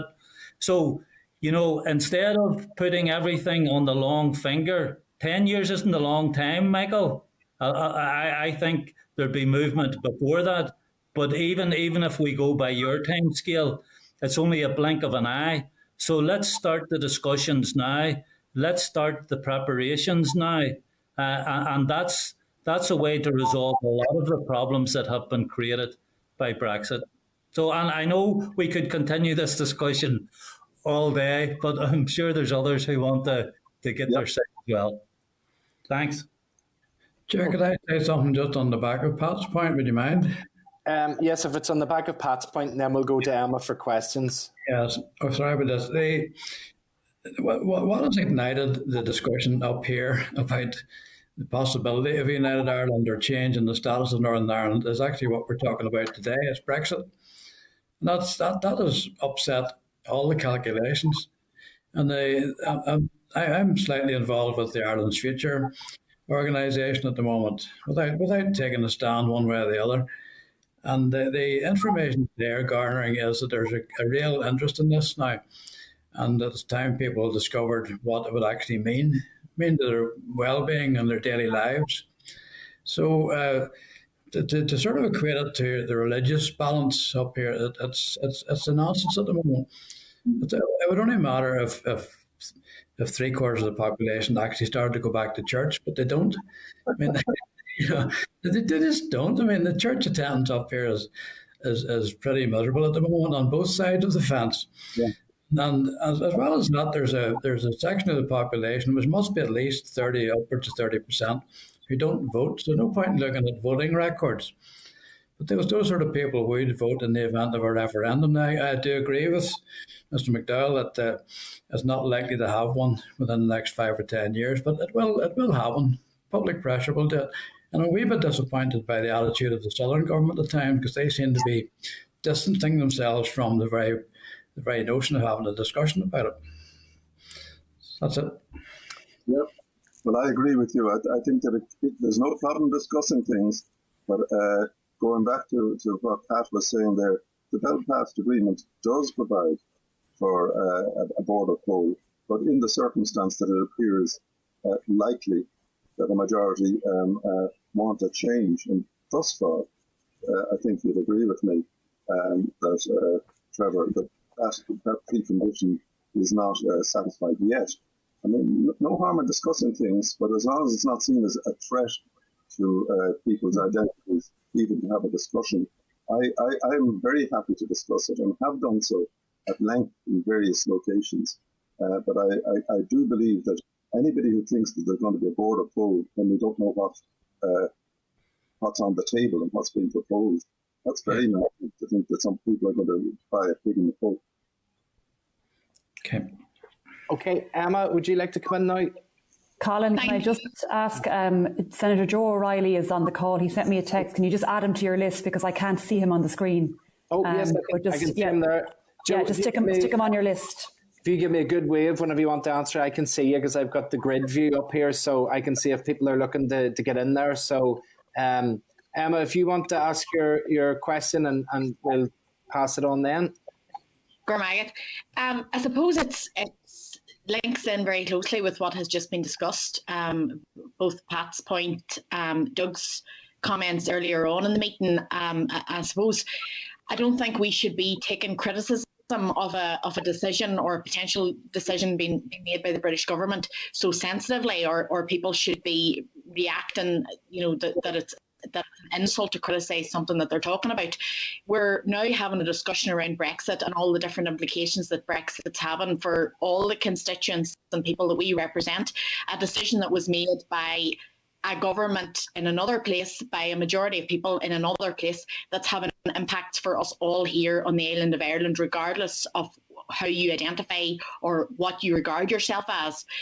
So there's definitely merit in having conversations about these things. I think the idea of a bridge or a tunnel linked to Scotland or England at the minute is an insult, considering what we're going through, the context of the year that we've had, and the fact that there is so much infrastructure missing in our own country, and that's north and south. I think about the likes of Donnghaile that has no real network for mana, vast swathes of the northwest of the Ban, and we're having fights every day with local infrastructure regional managers around potholes and upgrades of roads and resurfaces that have real impact for our constituents who, in the course of trying to get to their work, are bursting tyres or having to face these sorts of everyday problems. So to sort of say we dare not criticise the British government when they're basically insulting us by trying to distract from the reality of what's happening in their handling of COVID-19, I think is wrong. And following on from that, the conversation that's just been had around the potential of Irish reunification, and going into that debate with our eyes wide open, as somebody who advocates for Irish unity and who only ever got involved in politics in the first place because I believe that Irish reunification is the most sensible outcome for all the people of Ireland, nobody that I have met that's talking about a border poll or having Irish reunification wants to do that without knowledge of what we'd be walking into. We're talking day and daily about preparing for reunification, preparing for the outcomes of that, and having a sensible debate that includes everybody, regardless of their background. Doug said earlier that he's a unionist who's also Irish, but we've got unionists who don't identify as Irish, and we need to be having that debate in a way that everyone feels safe.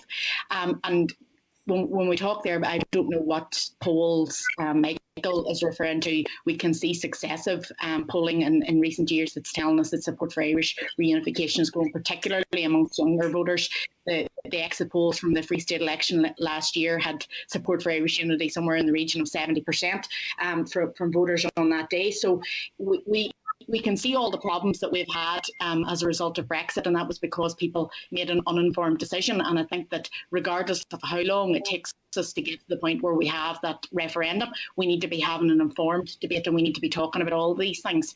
So I think this engagement is really good, and this is an opportunity for us all to be looking for solutions and looking for ways that we can best represent the people that we do represent.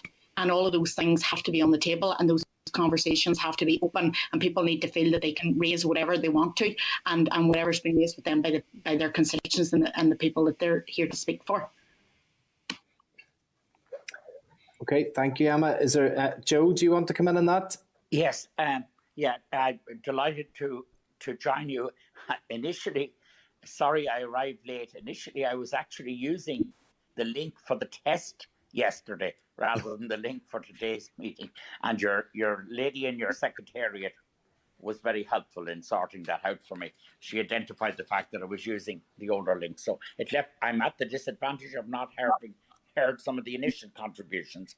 But having said that, I arrived at the point where my colleague Senator Michael McDowell was speaking, and since that I've been hearing it. And just to start by responding to Emma at the end, I mean, I think, and it's a point made by Michael earlier, it's a point generally made now, that we'll ultimately be more imaginative than the physical large unit of unity, the unified physical area. We'll have to imagine new solutions, new forms of confederate type solutions, joint authority. There's a number of options will have to be looked at and arrive at what is ultimately complete unity through gradualism, basically. Because what we have to avoid in the whole process is that we create a paramilitary movement in opposition, and that we to a united Ireland, and that we get into a cycle of violence there. So what we have to do is function. I do think, and Emma makes the point, and it was made earlier, I do think there's nothing wrong and there's everything good about us having discussions. I think this whole dialogue today is excellent. I think this is what should be happening a lot more. We should have a lot more exchanges, and post the COVID, when normality returns, we should be up and down to each other on a very regular basis. We did some of that last year. I remember my colleague Niall Donnghaile was in very much a co-host at that stage, and we did a very successful trip to Northern Ireland. We should do a lot more of them, but I think we'll have to have a gradualist approach. I mean, I essentially agree with Michael McDowell about this, not because we don't all desire Irish unity, and not because we don't all down here want the riches and everything, and the cultural riches, the everything that will come with unity and the interaction we all want, particularly as a border person. I very much look forward to that. But I think the dialogue, yes, the conversations around it now, yes, the building up of practical areas of cooperation, as health, which was referenced earlier, is a very obvious one. Education, the Erasmus, right through to you achieve an effective kind of a unity in practical terms, and then we look imaginatively at structures. And I do subscribe to the view that an immediate poll wouldn't be prudent now and might actually damage the cause. But I do equally subscribe to the view that we should be openly talking about it. I do think the Taoiseach in the South launched the Shared Island initiative recently. And while that mightn't maybe seem enough for people, that should be built on, or we certainly should be trying to converse with each other, trying to work together. That's one of the things that I think is important. On the protocol, I came in on the protocol discussion at the point where Michael McDowell, my colleague, was saying that he thought dialogue rather than court cases was the way to go. And of course that's the case, but I hope that the court case is more a sort of a shot across the bows and an attempt to, establish positions, and that then discussion will ensue, and it will have to be solved at a practical level ultimately, and will have to be the subject of negotiation. But I think the court case is to establish the right, is to establish the breach of agreement, is to establish, and I think there's merit in the court announcement of the court case while trying to resolve the matter in a sensible way. It's interesting what Martina said earlier about the shortages.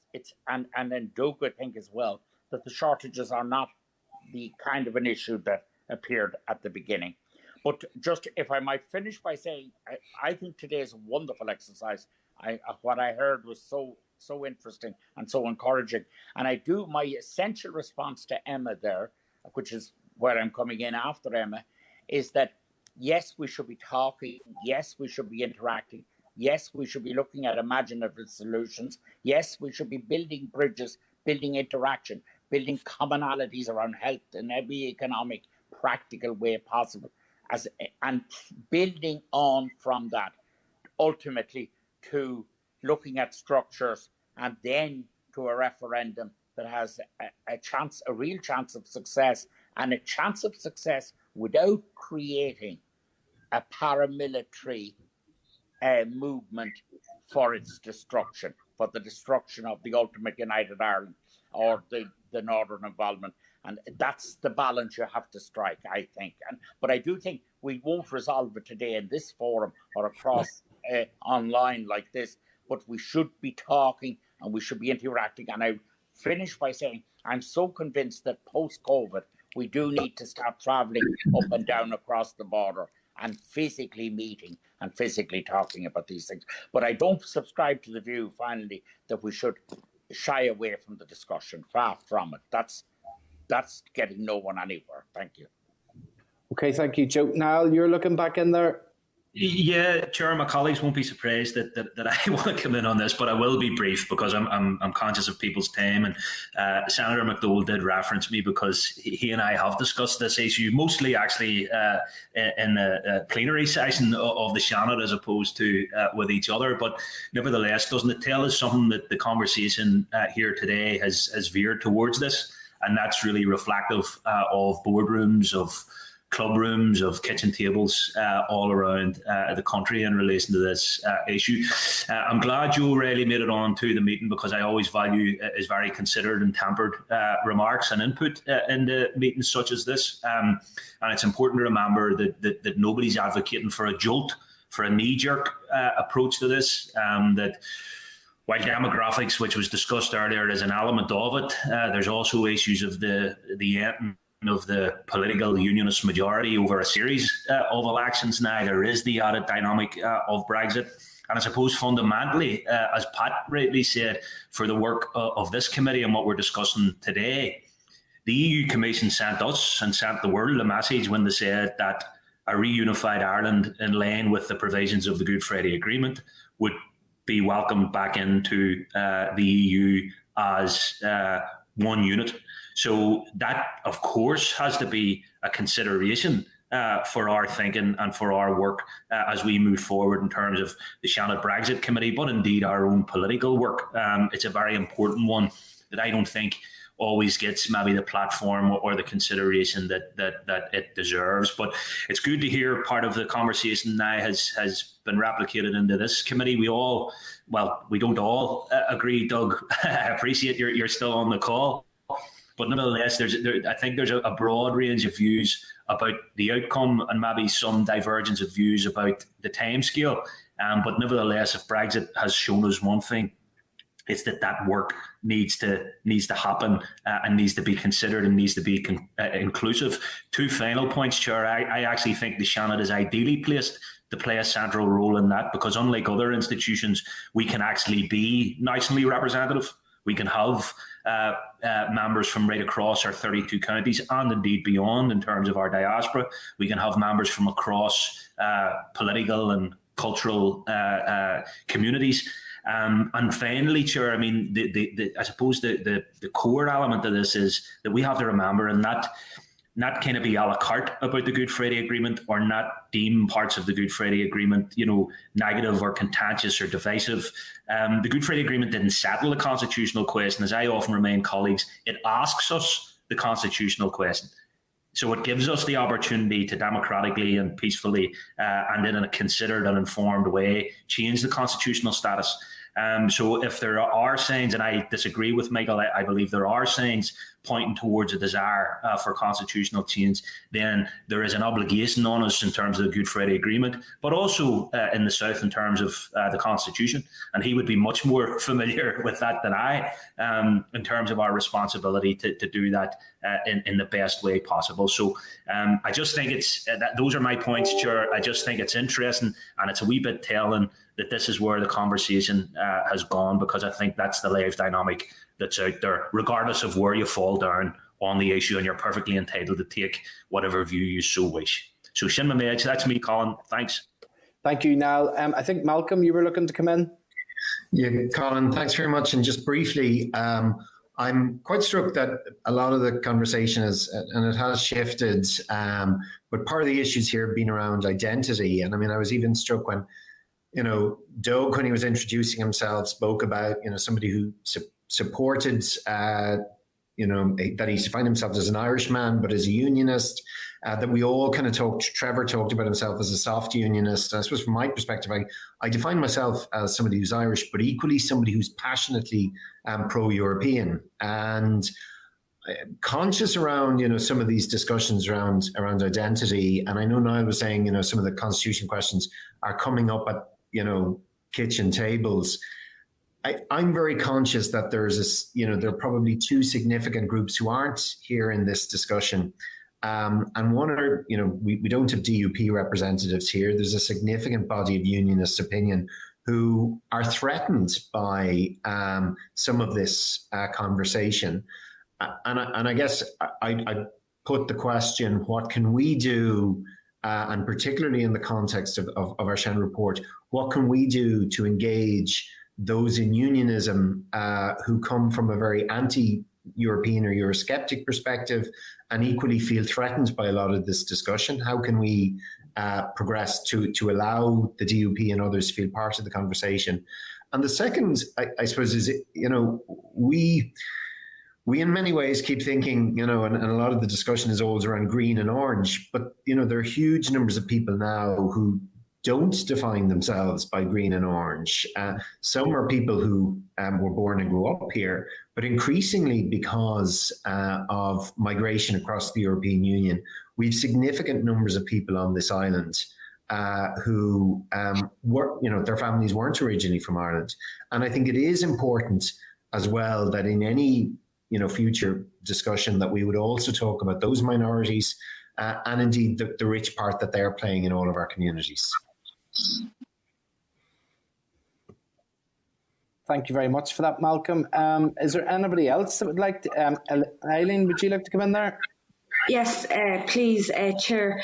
Just to say, I'm actually new to the Brexit Committee, and this has been such an eye-opener for me. I'm probably one of the youngest around the table. I've noticed that there's one important voice that's not representative throughout the both committees, and that's young people on both sides of the border, you know, and I think it's something that both committees can look at going forward. I know we spoke about education and the importance of education for all children, but also, again, there's even a bigger, for me personally, as well as being representing Donnghaile, and that's one Emma rightly so talked about people having problems with the roads and everything else that goes with it. For me, the cohort of people Michael was talking about in 10 years down the line, or maybe shorter or longer, where's the young people in this conversation? And both committees really need to look at engaging with youth services in both sides of the border, that we can get the voices of the young people and people from ethnic minority groups as well, who don't even really understand Brexit. And me, myself, I'm from the traveller community, and, you know, obviously a lot of people would go over and back from Ireland to England and up the north and back south again. And you know, it would be interesting, obviously, to keep meeting. And again, like, this meeting for me personally was so educational, listening to everybody. But I do think this is only a starting point, that there's an awful lot more negotiations that need to be had, but with an inclusion of young people. So hopefully we can get young people to come to both committees that can speak on behalf of themselves and what they want to see in their vision of an Ireland, of an all-Ireland, a unity Ireland. You know, I think it would be really important if we were to look at doing something like that in the future. Thanks, Chair. Okay, thank you. I swear Niall was only in school a few years ago and is still a young person. He'll have a good debate with you about that in the future. But no, I think actually, Eileen, as a former youth worker, I entirely take on the point that everything that we do should be cascaded down and the voice and views of young people sought if they're not part of the representative forums. And certainly I know another element of our work and stuff that's in our correspondence today is about the development of a youth parliament within the Northern Ireland Assembly. And I think that, you know, that there's a real value that discussions that we're having on important matters like this here could be passed to a youth parliament to have their discussion and their views and their thoughts considered and fed backwards and shared back and forward to really get the strong voice of young people, because this is about shaping their future. And it's better to do that with them rather than just simply for them. So it's important conversations. Lisa, I think we're yes. How is it that you're 20 years older than me and have much darker hair, though? You know, the good looks are natural, Niall. I can do nothing about that, you know. No bottles near this head. I see in the background. Unless the 20 years nonsense. Lisa, that's us finished up with questions from our committee. Is there anything else you think that yourself or your members would like to put forward? Or maybe we could just agree that we will meet again? Yeah, look, just I suppose to say from our perspective, from the Seanad Brexit Committee, to thank you for the engagement. I think it's been a really worthwhile engagement. You know, I think it was quite a robust debate, back and forth, and good questions and good participation. So, you know, I'm gathering from around the table that there's a desire to do this again, you know, and to keep that link going. So just to thank yourself, Chair, and all the members for extending us the invitation. Thank you. And we'll look to do it again. Thank you very much indeed, Lisa, and thank you to all the members that have attended today. And as I say, no doubt these conversations will continue, so we'll meet up again to discuss any further movements that there's been. So thank you very much indeed. And what we'll do with our own members is, if we just give 2 minutes, we'll let people exit the one meeting, and I will simply grab a glass of water as well. So 2 minutes. Thanks very much, guys. See ya. Lisa, see ya.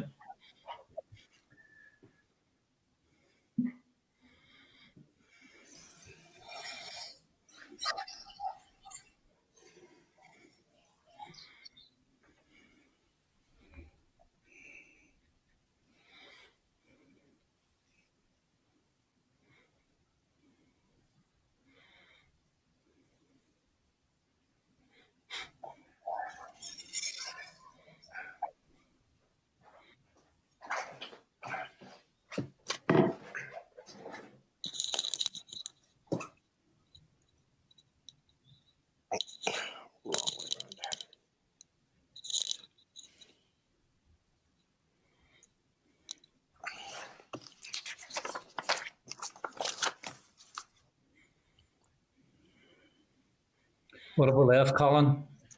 Very little. Very little. So correspondence and forward work plan. So we should just be about another 5 minutes or so. And we're still live, by the way, as well. We're just paused rather than stopped. So as soon as we have Martina back, we'll just move in. And also I think we need the 5 of us that are here just for in terms of being quorate to make any of the decisions based on any of the things that we're discussing. So as soon as we get Martina back, we'll launch into that.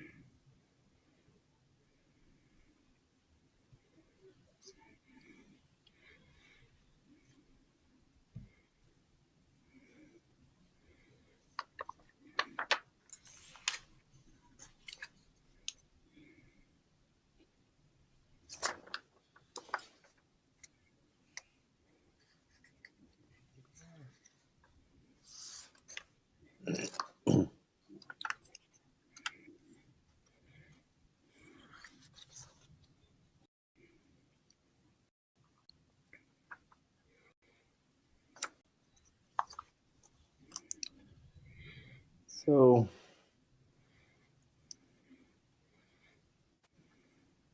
I don't think there's a lot we can do minus Martina. Michael, have you any advice? Are you expecting many decisions in this element? It's as much just about note and correspondence and... Yeah, the only one, Chair, is the letter asking to present to the... Oh, there we go. Yeah. Okay, so... members, we'll move on then to item 6, which is correspondence. Now, there's quite a lot. There's 17 items in the meeting pack and a number of items in the table pack that was circulated. Just 2 or 3 that just to highlight for people. There is a request in the pack from Colin Niall of Hospitality Ulster to present on the Hospitality Recovery Plan. Now, just on that, we had quite a number of groups for this last week, and that's one group looking to present to us on an issue. With it being about recovery, it may slightly dovetail across the Economy Committee, and maybe as a suggestion, rather than, we obviously don't want to say no to anybody, but if we referred that on to the Economy Committee for their potential involvement in meeting with them, and also I was going to suggest under the forward work plan that we would ask the head of the civil service to come up and give us a presentation on the overall COVID recovery plan and how that would fold into what we did last week with all of the people on the High Street task force. So would members be agreeable if we refer the presentation suggestion to the Economy Committee and then include some of their comments then for the discussion with the head of the civil service? Would that be agreeable? Martina? Yeah, I don't think we'd have any problem with that. Pat, you can indicate otherwise, but I think what's something you might want to consider, for instance, the Infrastructure Committee, we're going to have a joint meeting with Éireann because of how that cross-cuts over with some of the stuff that we're doing, and the Committee for the Economy. And given the cross-cutting nature of some of the work that we do with the Committee for the Economy, we might want to, at some stage in the work programme, consider doing a joint meeting on particular items that are cross-cutting. Yeah, I mean, that's very useful. Maybe in terms of bringing the head of the civil service, I think what I was going to suggest was if all of the groups that presented to us last week were able to give us a paragraph or two on their thoughts of that we could actually incorporate all of that into questions and answers with that sort of COVID recovery team. But that could be done as a joint meeting with the Economy Committee if that was agreeable with people. Yeah. Okay. Right, Michael, you're happy enough for that.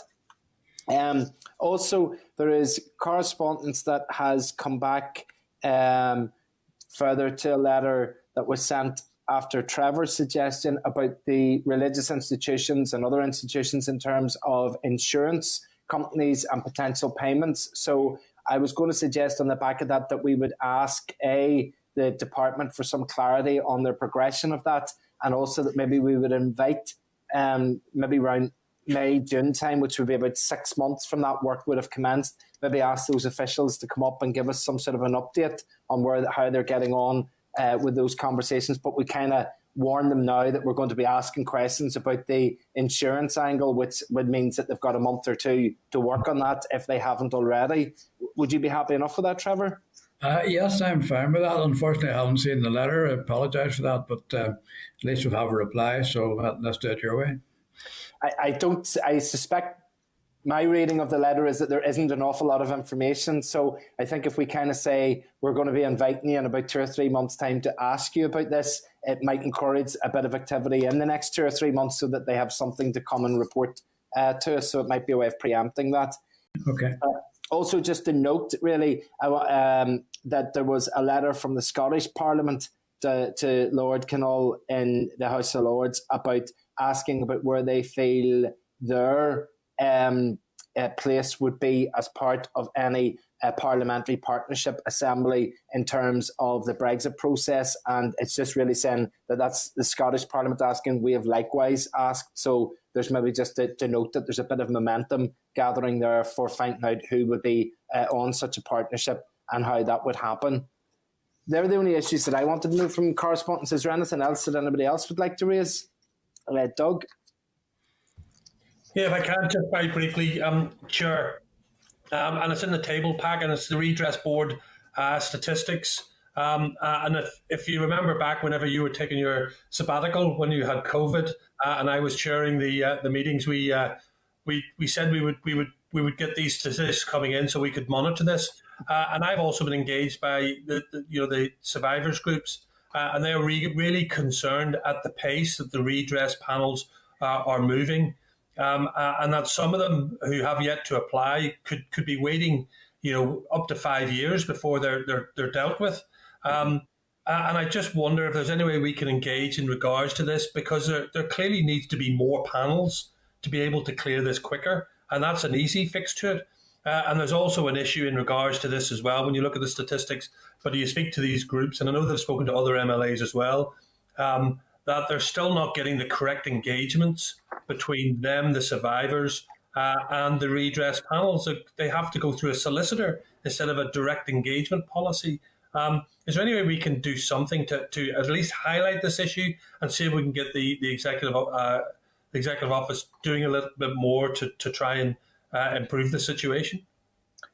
Okay, would a suggestion work, Doug, if we make all of those points and contact the Commissioner, given that that's her role is there? I mean, I fear if we go to the executive, they're simply going to come back and say, well, we've appointed a Commissioner, so go there. The Commissioner can directly engage with the groups to capture what those views are, and has the I suppose the position to be able to contact the redress board and speak to them and detail them. That maybe if we put that as a request for information from, or an update from the Commissioner, and then based on what comes back from there, decide if we feel in our scrutiny role that we would need to take it further.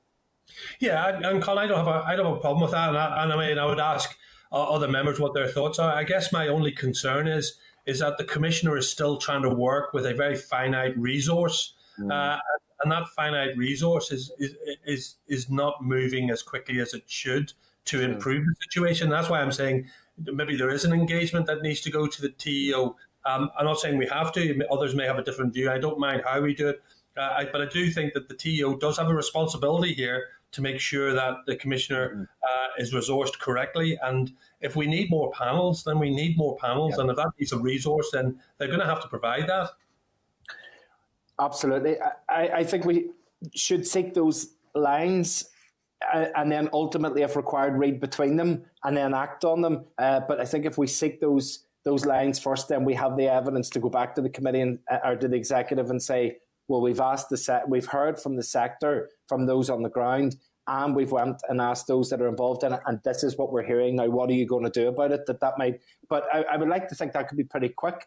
I'd hope, Michael, that maybe as we've got a 2-week break now, that we could get that off ASAP, so that at our next meeting we would have feedback on that to be able to decide at that stage that this isn't something that would take very long. Okay, any other member wish to discuss that issue? Okay, any other item on the list then for the correspondence that anybody wants to raise?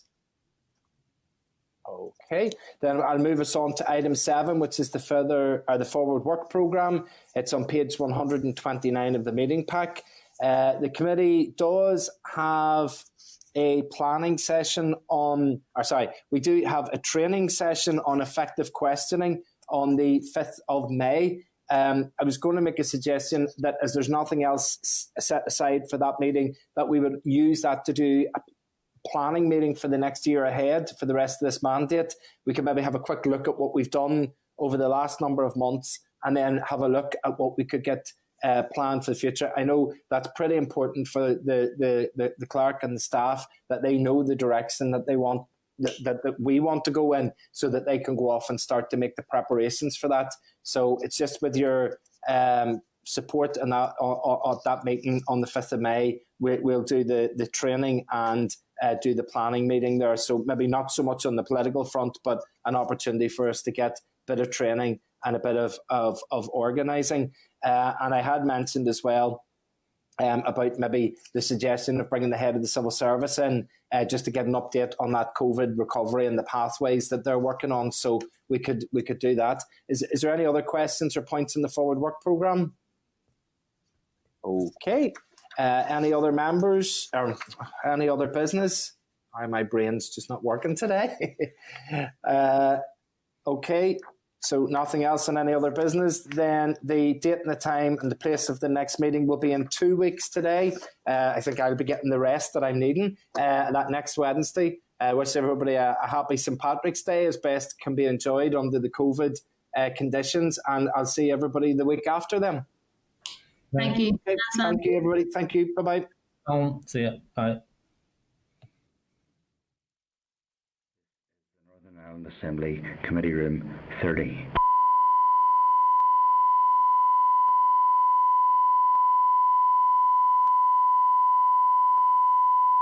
This is the Northern Ireland Assembly Committee Room 30. This is the Northern Ireland Assembly Committee Room 30.